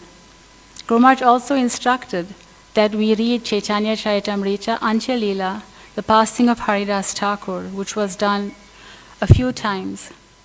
On Thursday night, the mood was so serene. Earlier in the afternoon, around 3 p.m., Ravindra Swarup Prabhu came in and led an ecstatic kirtan that went on for about 4 hours. His Holiness Ram Govir Maharaj also came. And on the Sunday that we had the temple, Rasalika Mataji's room set up, His Holiness Subhag Swami came and he spent almost an hour with her there. And he was saying how she looked so fresh. Around 3 a.m. in the morning, that was Friday morning, we were all around Rasalika Mataji's bedside. And Upendra Gauranga Prabhu, her son, began reading the passing of Srila Haridas Thakur. Rasalika Mataji is very fortunate and also very grateful to our beloved spiritual master for personally guiding her in her spiritual life right up to the last moments of her passing away. I am very grateful to have had her association, and I pray that she can bestow upon me her mercy, that I can follow in her footstep and get a drop of what she has and become a worthy disciple of our Guru Maharaj. She wasn't my sister because she chastised me like a daughter. She wasn't my mother because our friendship knew no bounds. So whatever she was, it was integral to my growth personally and spiritually. Lots of love. Nikunja. Hare Krishna. All glories to Rasalika Mataji.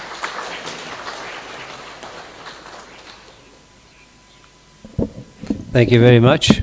So I just got a WhatsApp message a short while ago from Kirtania, the other granddaughter. She's gone back to Cape Town, but she sent her offering and her mum will read it now. Kasturi.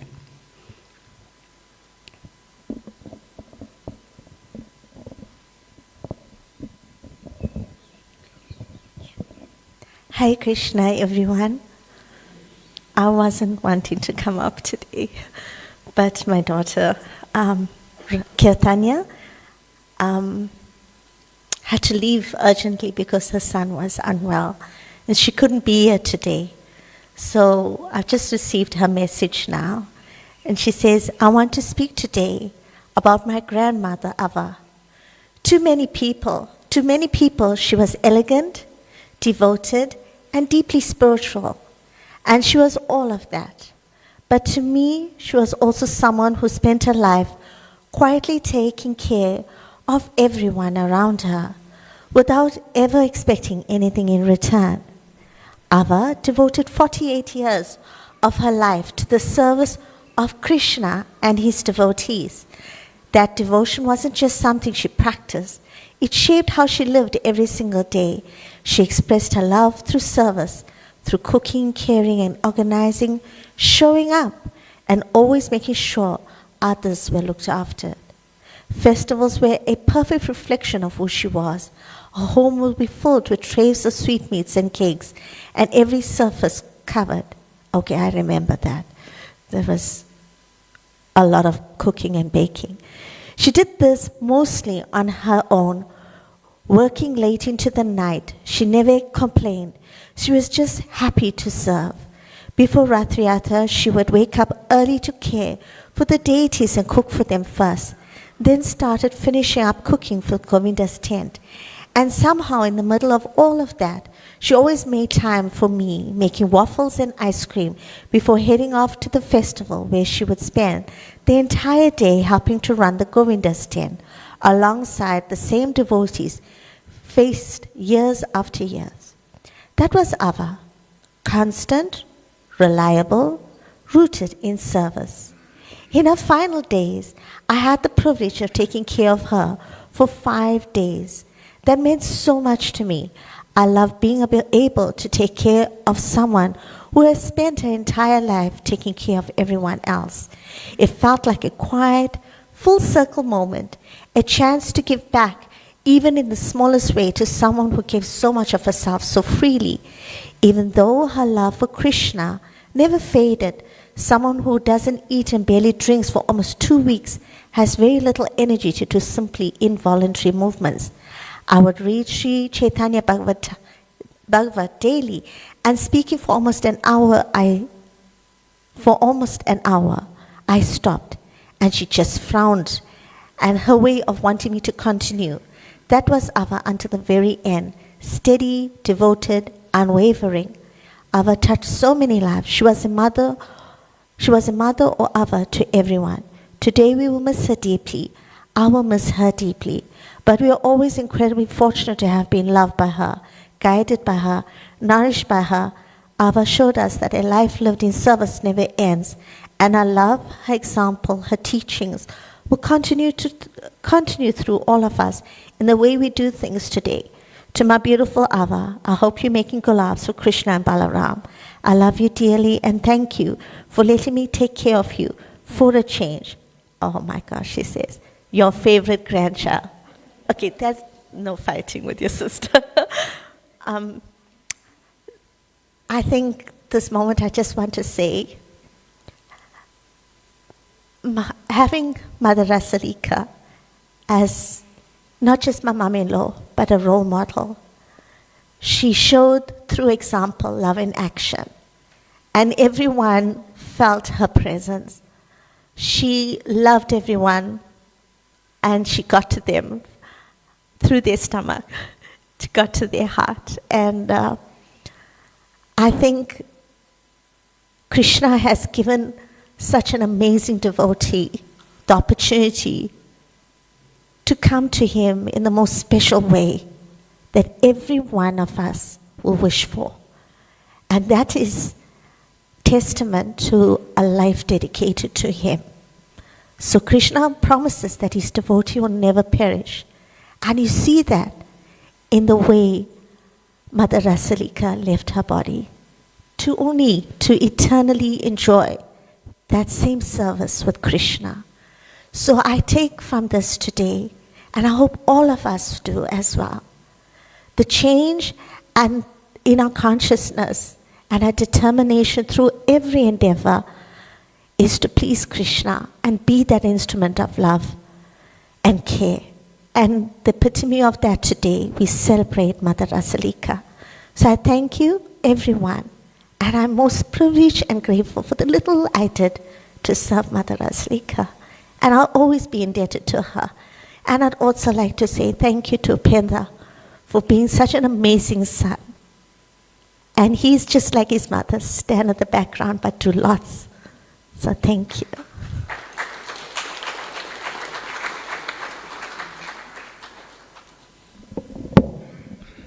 So we'll ask Sukumari to address you, but she's going to be seated there because unfortunately she twisted her ankle. So I was teasing her that she fell for Krishna.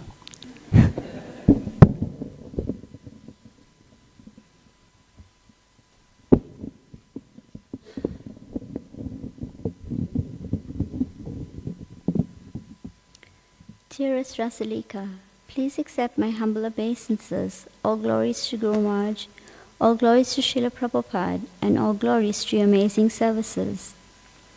Thank you for setting a wonderful example of being a perfect disciple to Guru Maharaj. You have been serving Guru Maharaj since 1978 with selfless surrender.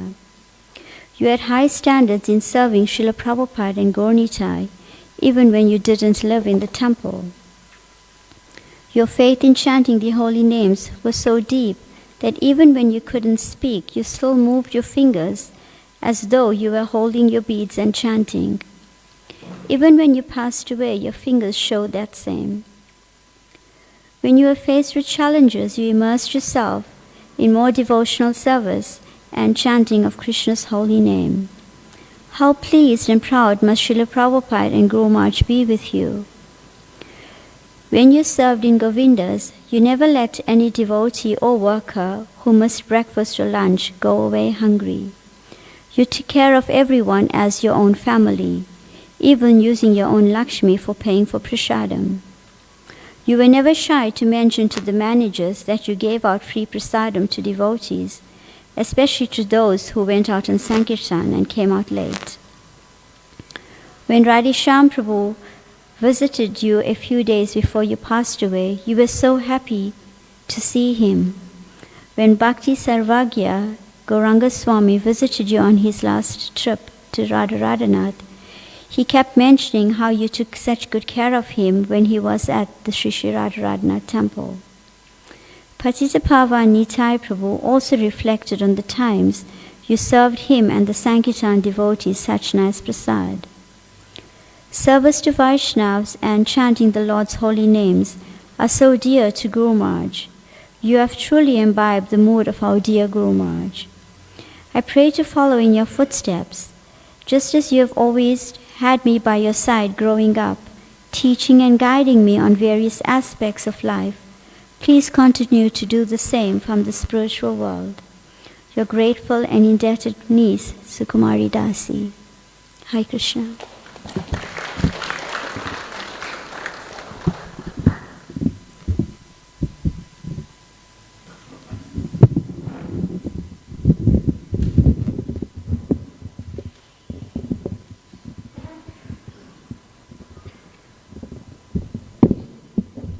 Thank you to everybody for your kind attention.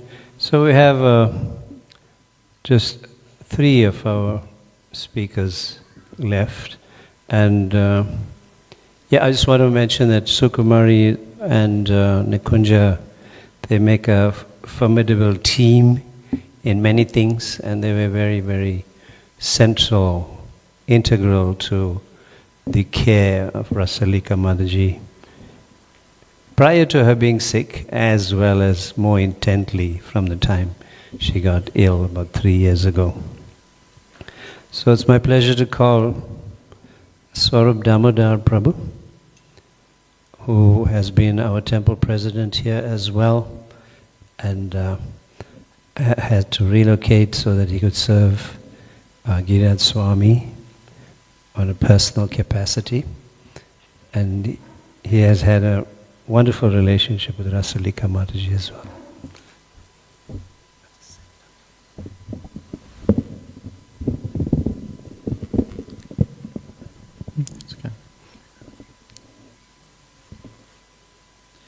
Namashreshta manamapishachi putra matra surupam rupam tasya grajam murupurim maturim goshtavatim Radha kundam girivaram ahoradika madavasam prapto yasya pratita kripaya Shri Gurun Tanatosmi Vanchakalpatarubhyascha Kripa Sindhubhya Evacha Patitanam Pavanebhyo Vaishnavebhyo Namo Namaha. Hare Krishna. Good afternoon to everyone.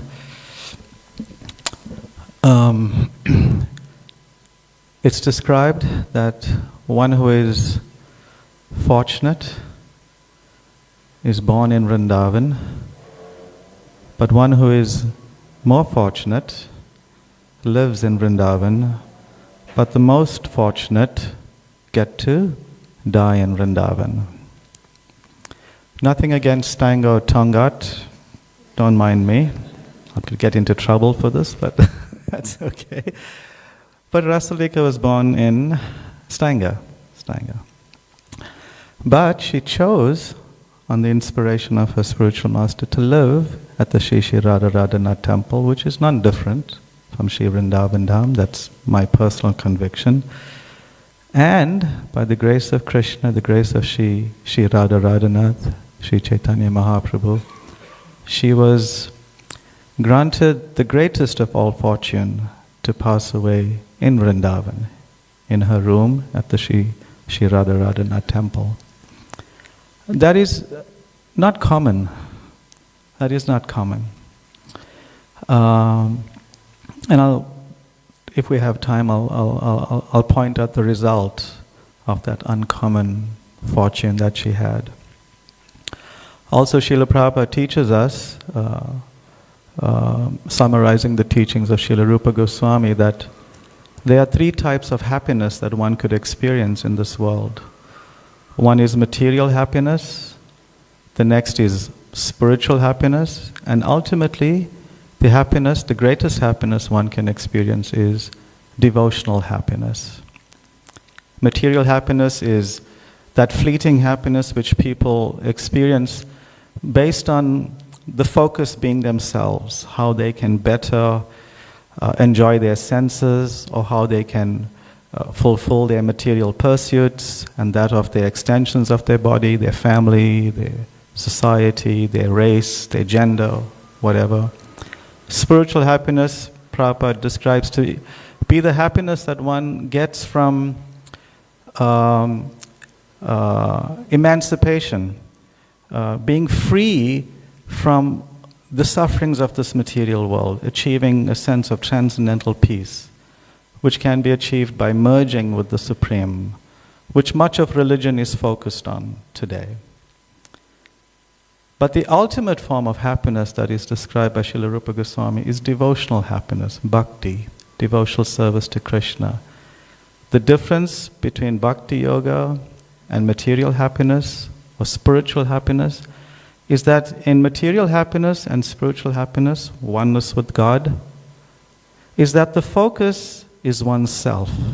What's in it for me? Even in a spiritual sense, when one wants to become free from all the trials and tribulations of the world, still it's a selfish focus. But devotional happiness, based on devotional service to Krishna, the focus is not on oneself. It's not selfish at all. It's outward. It's simply focused on the pleasure and service of Krishna and Krishna's representatives. And this was Mother Rasalika. She was not selfish in any way. We've heard many speakers here today speak very wonderfully about their experiences of how much she did for them, how it was clear, how she lived for the service and the welfare of others. And this was my vivid experience and long-standing experience of her. As a temple president that was here when she joined the temple, she was a pillar, a very dependable pillar that someone mentioned, was it Krishangi? She said, her famous words were, "Let's see what we can do." She was our go-to person whenever there was some challenge and we needed some immediate, urgent input.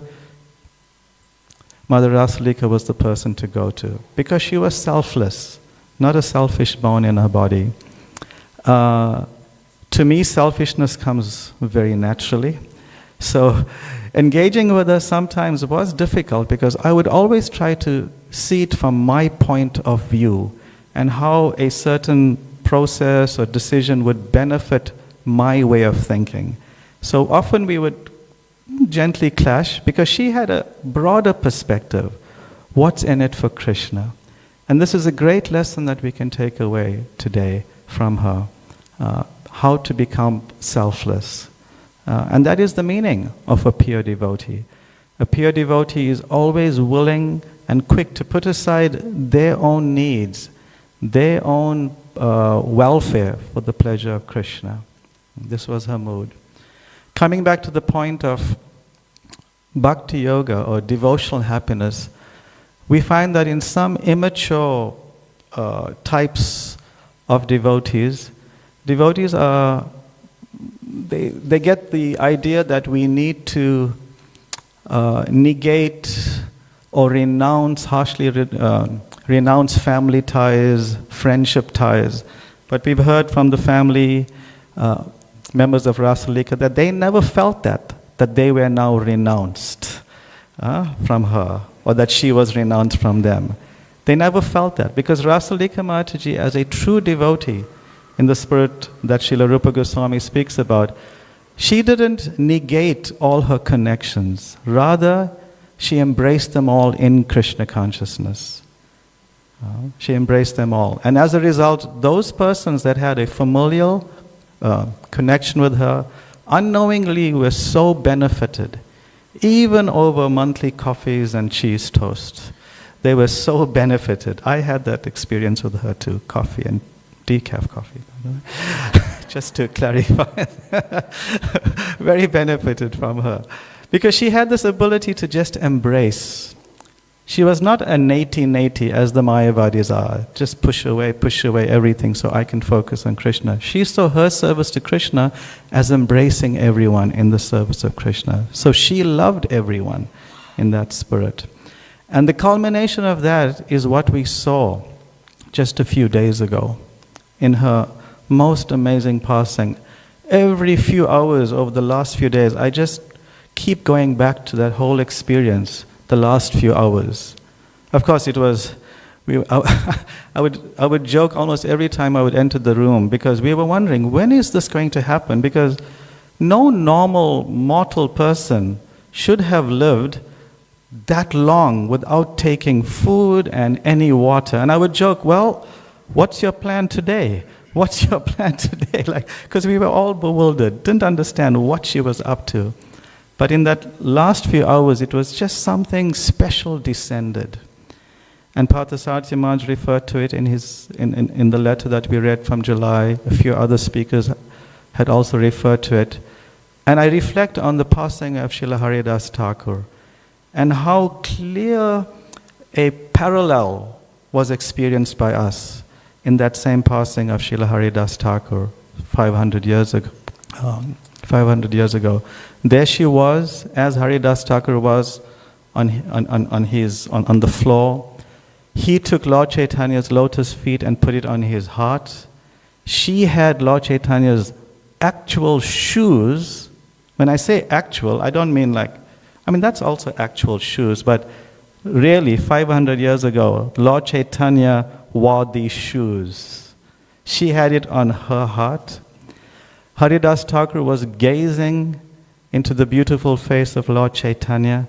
Rasalika had Lord Chaitanya and Lord Nityananda, the oldest deities in South Africa since 1976, right in front of her, maybe less than half a meter away from her.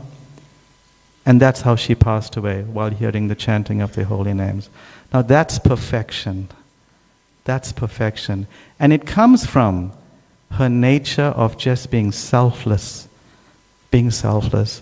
So we celebrate her today. We miss her dearly.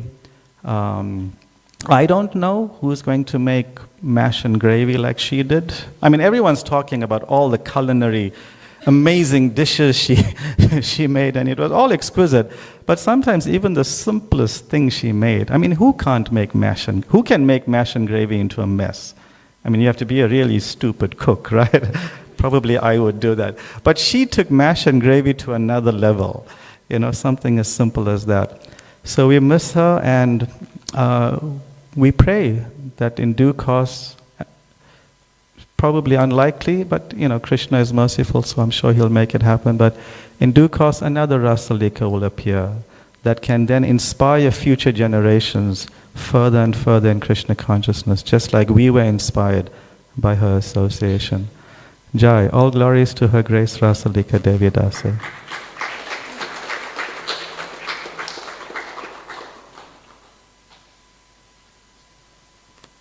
Thank you very much, Swarup Prabhu. I do want to request that you please make those verses available on, maybe post it on the family chat, temple chat. Swarup Prabhu wanted to read some very significant verses, but so didn't have the time, but you can put it. So while we are about to have the vote of thanks, or while we are doing the vote of thanks by Upendra Prabhu, Nash Prabhu is setting up this TV here, and the song copy of J. Anilo Preme Dhana will be put up, and Prabhanu Prabhu will then address us after Upendra Prabhu for a few minutes, and he wanted to sing the song. So we will all follow Prabhanu Prabhu. Okay, the song of separation.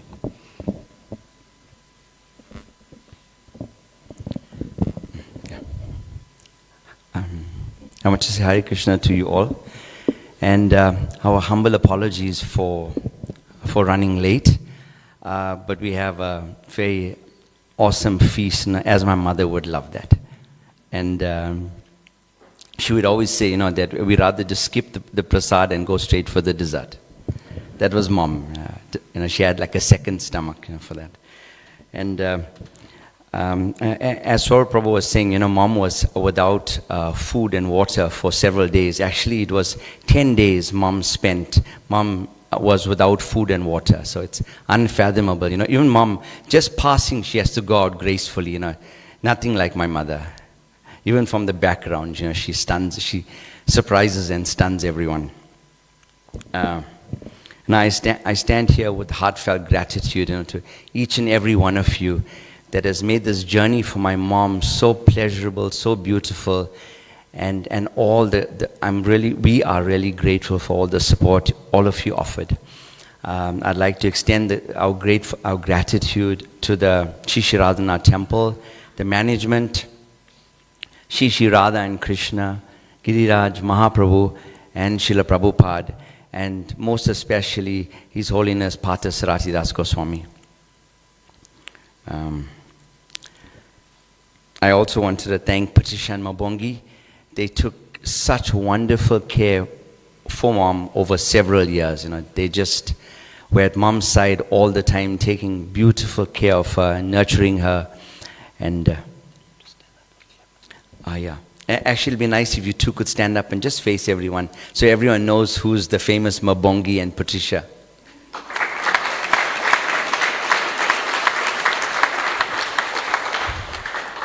Thank you guys. Thank you so much. And then this would never, as Smita Prabhu was saying, and so many devotees mentioned Swarup and Nikunja and Sukumari.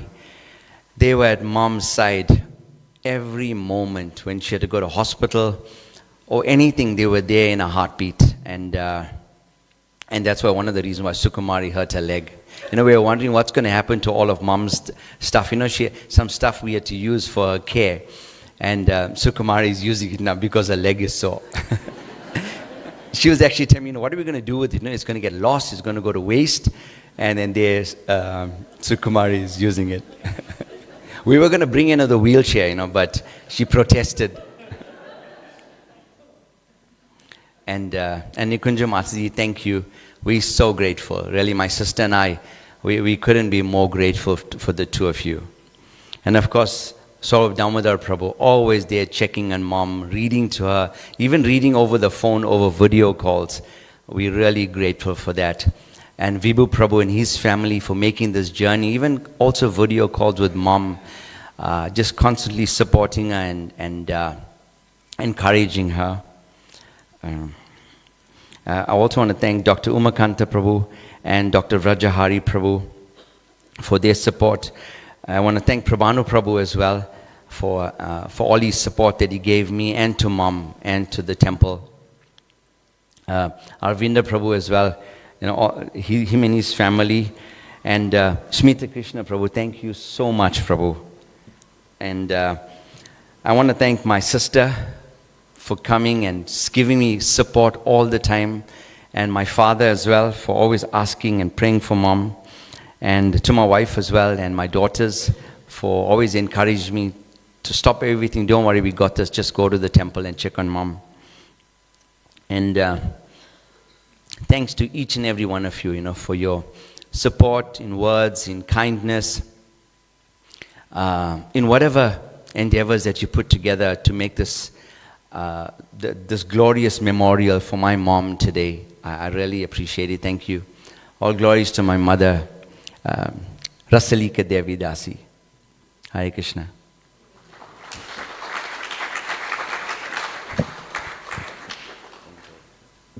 Thank you very much, Upendra Prabhu. We can see that Rasalika Mataji imparted to them the very most significant lesson of life, that is Krishna consciousness, in their demeanor and how they handled the whole passing of Rasalika. So the strength from that and from the example of Rasalika. Srila Bhaktivinoda Thakur said, "He reasons ill who tells that Vaishnavas die when they are still living in sound.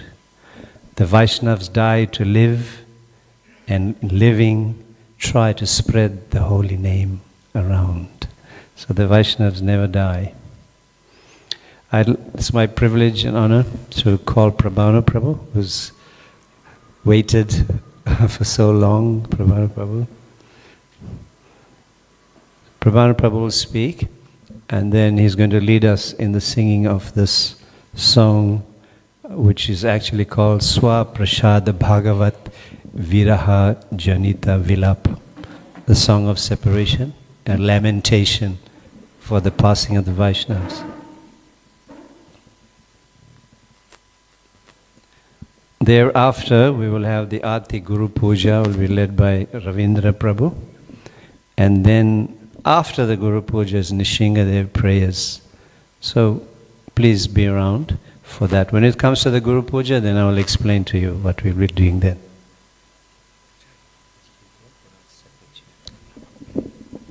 Hare Krishna. Om Jnanatimirandasya Gyananjana Shalakaya Chakshuramilitam Yena Tasmai Shri Gurube Namaha Vanchakalpatarubhyascha Kripasindubha Evacha Patitanam Bhavinibhyo Vaishnavabhyo Namo Namaha. So I don't have 30, 40, 50 years of relationship with Rasalika Mataji, so I have very little to say actually.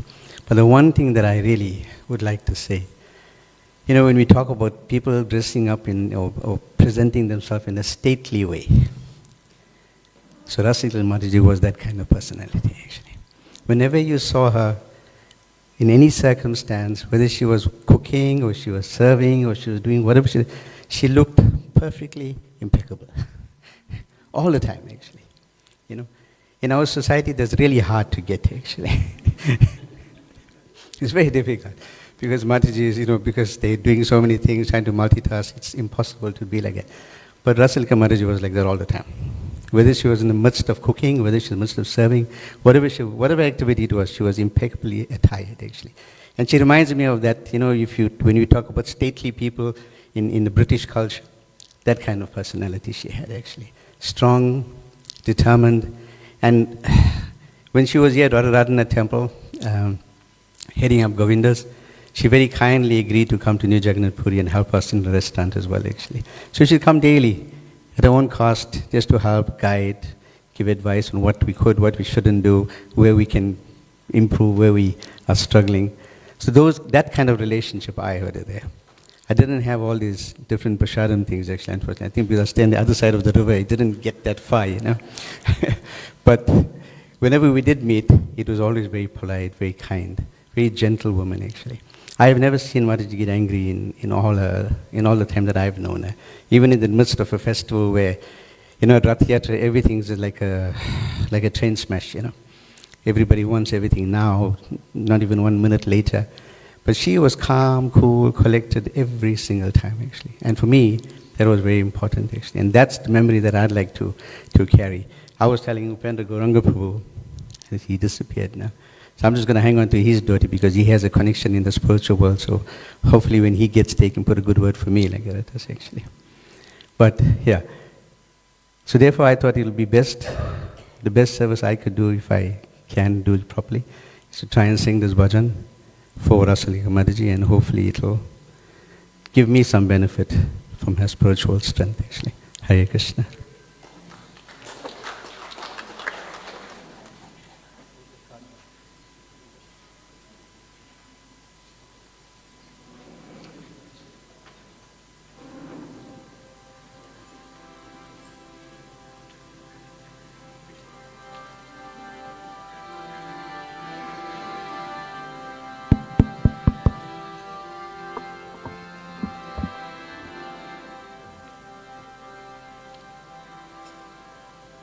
Hare Krishna.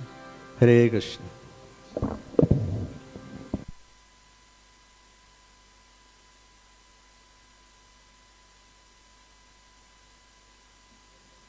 Hare Krishna. You put the volume up. Hare Krishna. Hare Krishna. Still soft.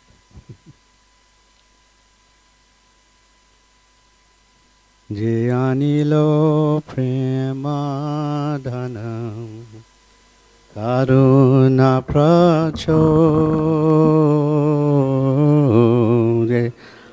Jayanilo premadhanam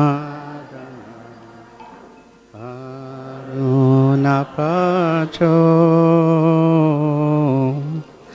Jayanilo premadhanam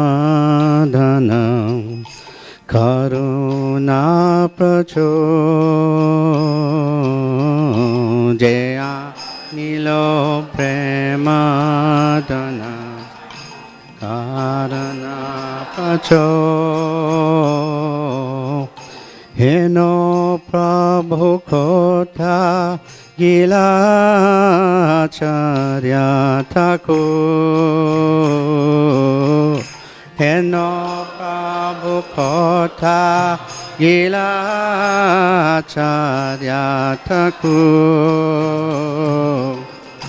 Kaha Moda Swarup Rupam Kaha Sanatan Kaha Moda Swarup Rupam Kaha Sanatan Kahada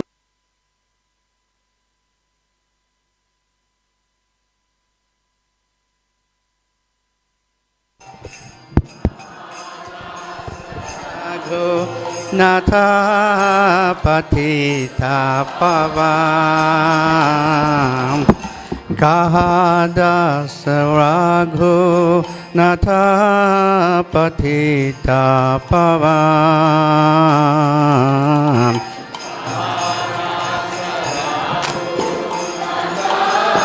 Patita Pavam Kaha Moda Bata Jugam Kaha Kavira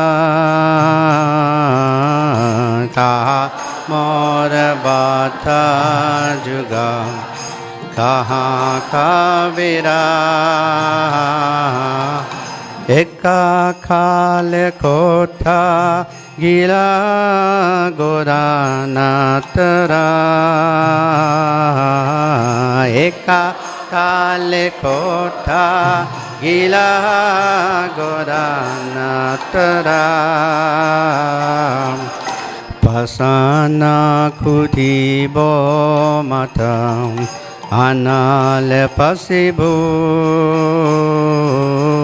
Pasana Kutibo Matam Anale Pasibu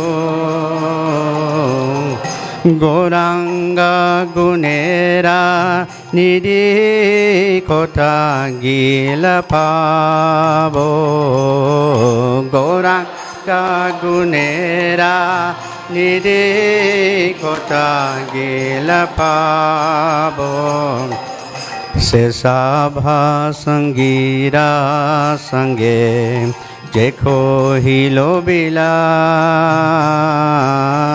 se sabha sangira sange jekho hilo bila se sanga na paya kande naro tamoda se sanga na paya kande naro tamoda Jaya Vaishnav Thakur, Vaishnav Thakur, Vaishnav Thakur, Jaya Vaishnav Thakur, Jaya Vaishnav Thakur, Vaishnav Thakur, Vaishnav Thakur, Jaya Vaishnav Thakur, Jaya Vaishnav Thakur, Vaishnav Thakur, Vaishnav Thakur, Jaya Vaishnav Thakur, Jaya Vaishnav Thakur, Vaishnav Thakur, Vaishnav Thakur, Jaya Vaishnav Thakur, Jaya Jaya Prabhupada, Prabhupada, Prabhupada, Prabhupada, Jaya Jaya Prabhupada, Prabhupada, Prabhupada, Prabhupada. Hey Grace Rasalika Mataji ki. Srila Prabhupada ki Nitai Gopramanande. Thank you very much, Prabhu Prabhu. So what we will do now, we're going to rise for the Guru Puja and the offering of the sacred items to Srila Prabhupada, and then those, the ghee lamp, the flowers also will be offered to Rasalika Mataji. Then you're gonna be also invited to come forward to offer flowers to Srila Prabhupada. You have that ready, Upendra Prabhu?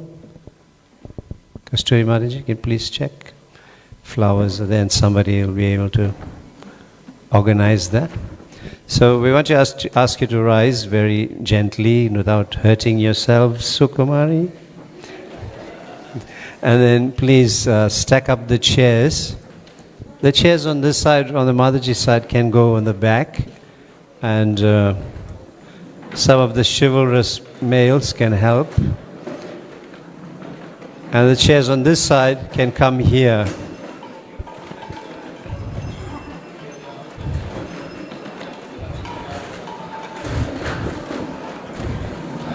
So when you...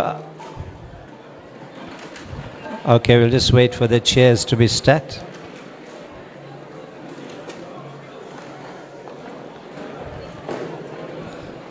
Prabhus, some of the Prabhus come and help here.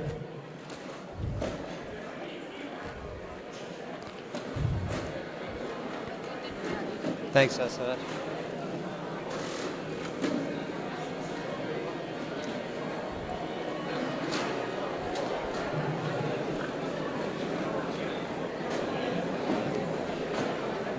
Come right here. Put the chairs on that side for now. Yeah, that's it. Yeah.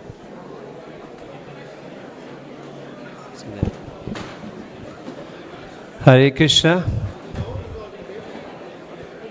So, the Guru Puja song will be sung by Ravindra Prabhu. Thank you, thank you. Hare Krishna. The only thing works with the children in school is when we say, shh.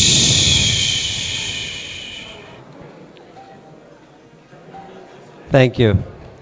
So, you'll be offering flowers to Srila Prabhupada, and then you can retain some of that, of your offering, and bring it over to Rasalika Mataji. So the flowers will go on that side there.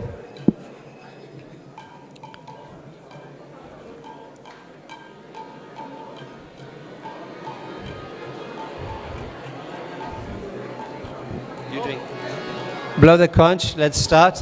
Thank you very much. We'd, can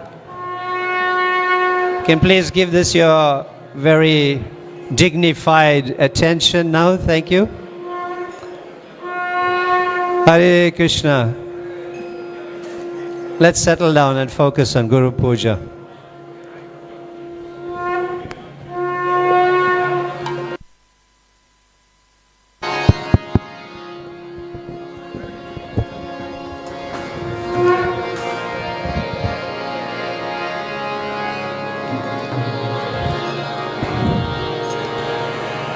Shri Guru Charana Padma Hivala Gati Sarva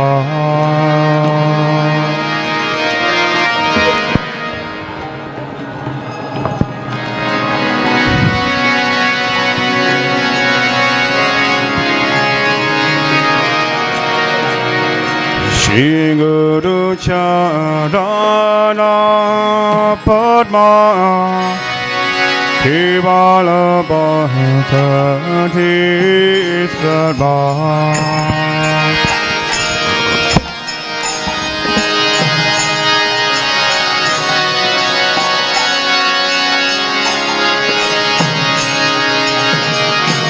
Panomo Visavadana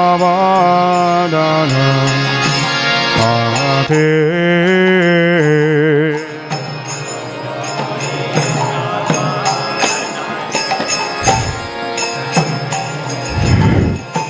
Panomo Visavadana Bhakti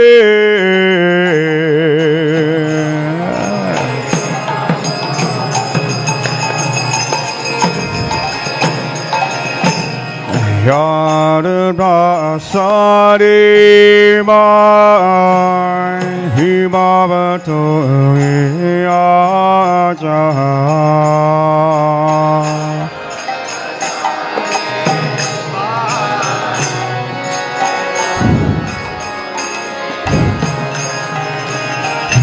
Krishna Prabdi Hoya Hoite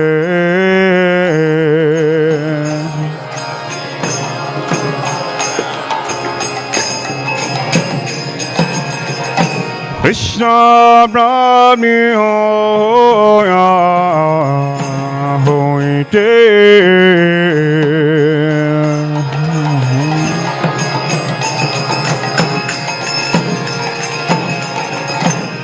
Guru Mukha Padma Vakya Chitte Koni Akya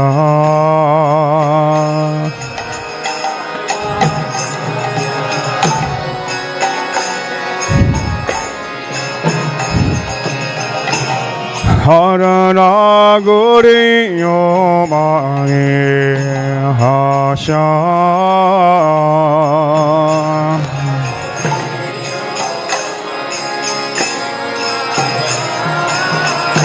Harana Gori Yomane Hasha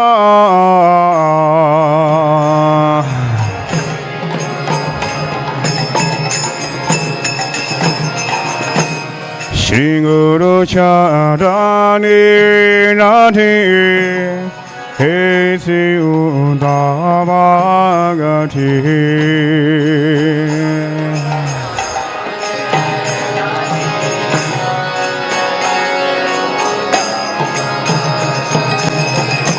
He prasade Bure Sarva Asha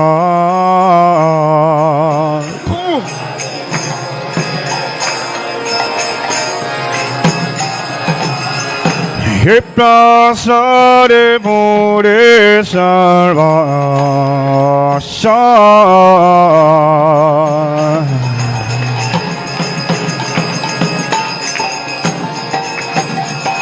Chakudari Ruje Jame Jame Prabhu Se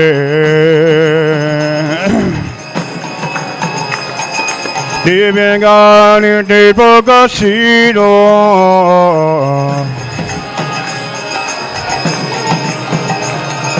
Prema Bhakti Aire Avira Vinasaya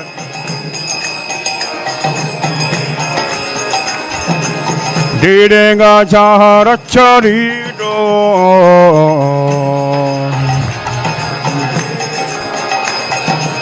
Singuru Karuna Sindhu Hanumata Narabando Lokina Lokina Divana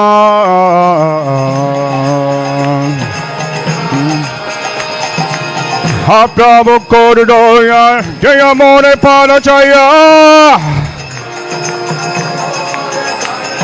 Penigan Sudri Bhuvana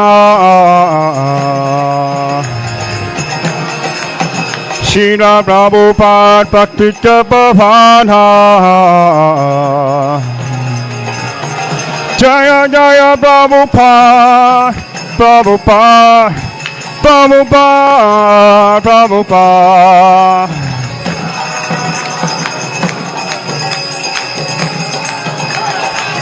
Jaya Jaya Prabhupada Prabhupada Prabhupada Prabhupada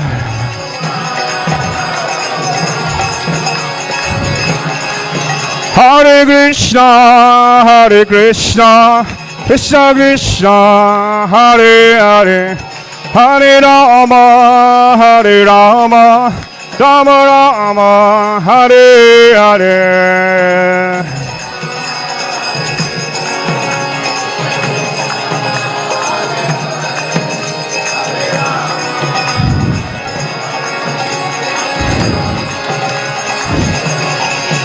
Hare Krishna, Hare Krishna, Krishna Krishna, Hare Hare Rama, Hare Rama, Rama Rama, Hare Hare.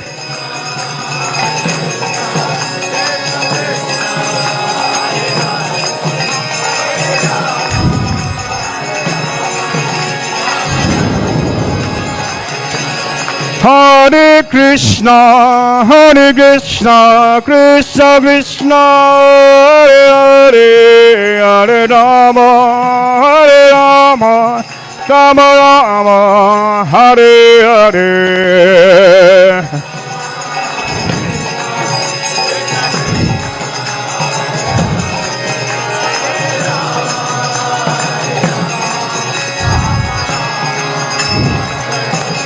Hare Krishna, Hare Krishna, Krishna Krishna, Hare Hare, Hare Rama, Hare Rama, Rama Rama, Hare Hare.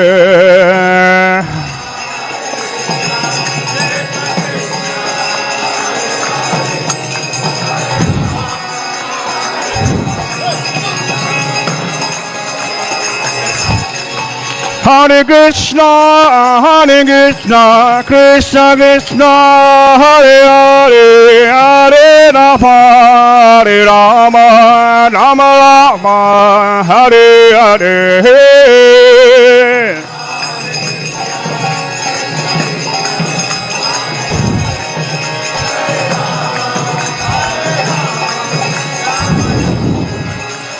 Hare Krishna, Hare Krishna, Krishna Krishna, Hare Hare, Hare Rama, Rama Rama, Hare Hare.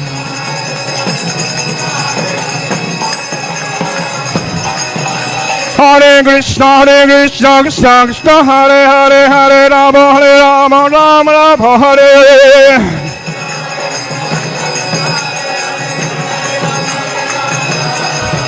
Hare Krishna, Krishna Krishna, Hare Hare, Hare Rama, Rama, Hare Hare.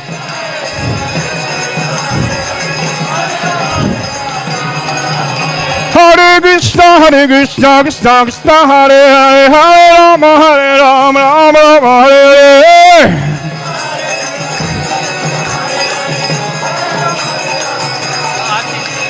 Hare Krishna, Krishna Krishna, Hare Hare, Hare Rama, Rama, Hare Hare.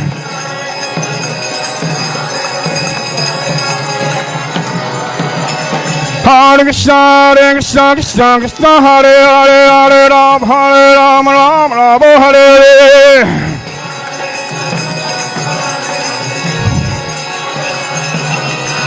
Jaya Vacha Thakun, Vacha Thakun, Vacha Thakun, Jaya Vacha Thakun.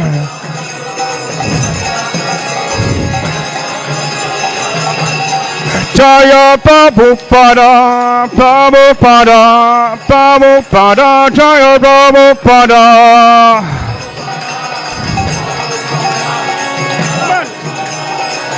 Jaya Jaya Prabhupada, Prabhupada, Prabhupada, Prabhupada. Here's the evangelist, H.C. Bhaktivedanta Swami Srila Prabhupada. Jaya Jaya Prabhupada, Prabhupada, Prabhupada, Jaya Prabhupada.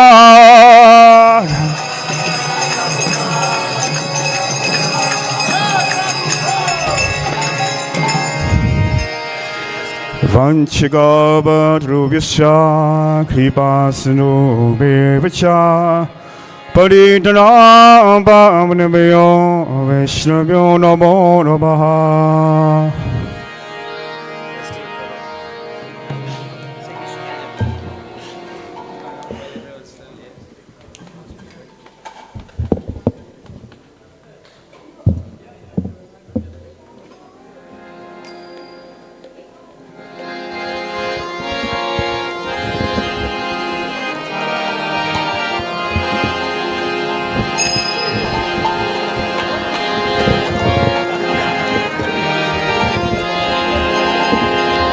Namaste Narashrimaya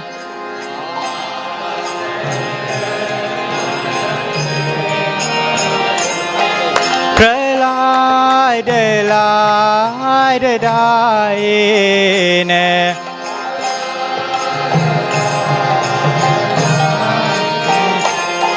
Hiranyakashipurvakshaha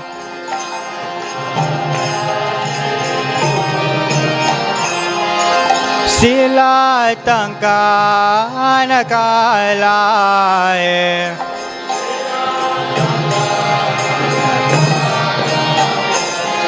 Ito nashmo parato nashmo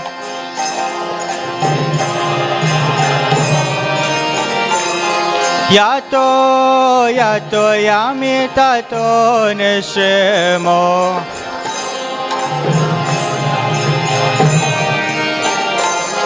Bahir nishimo hiraye nishimo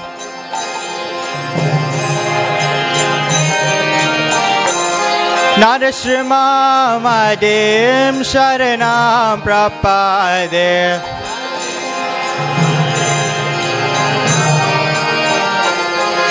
Tavakar kamalavare nakam Adbhuta singam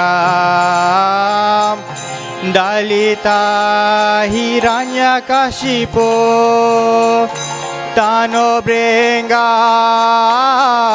Keshavadita Narahari Rupa Jaya Jagadisha Hare Jai Jagadisha Hare Jai Jagadisha Hare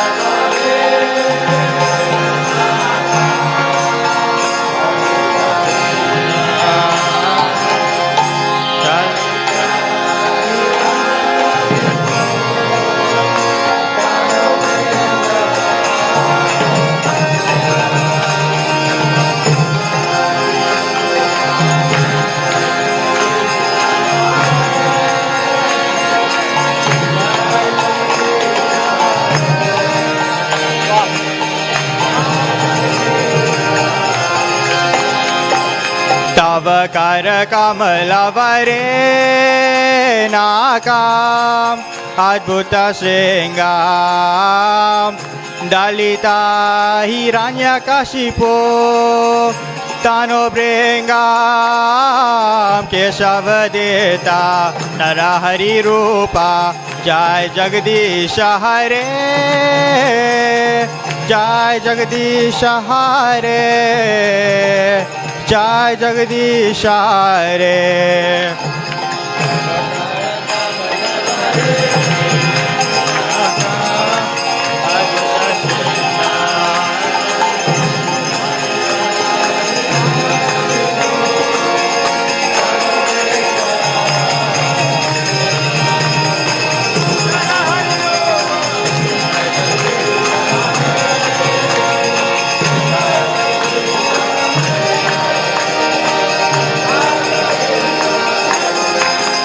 Jaya Nishingadev, Nishingadev, Nishingadev, Jaya Nishingadev.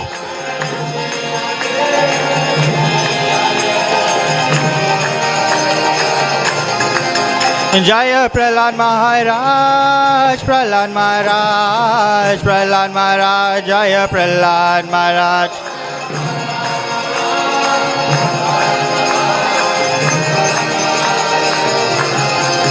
Jaya Prabhupada, Prabhupada, Prabhupada, Jaya Prabhupada.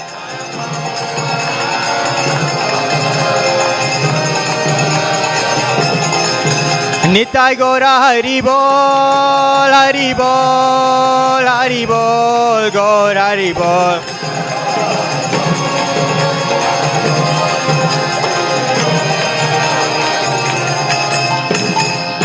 Nishingadev Bhagavan ki, Prahlad Maharaj ki, Srila Prabhupada ki, Nitai Gaura Premanande, Hari Hari Bol.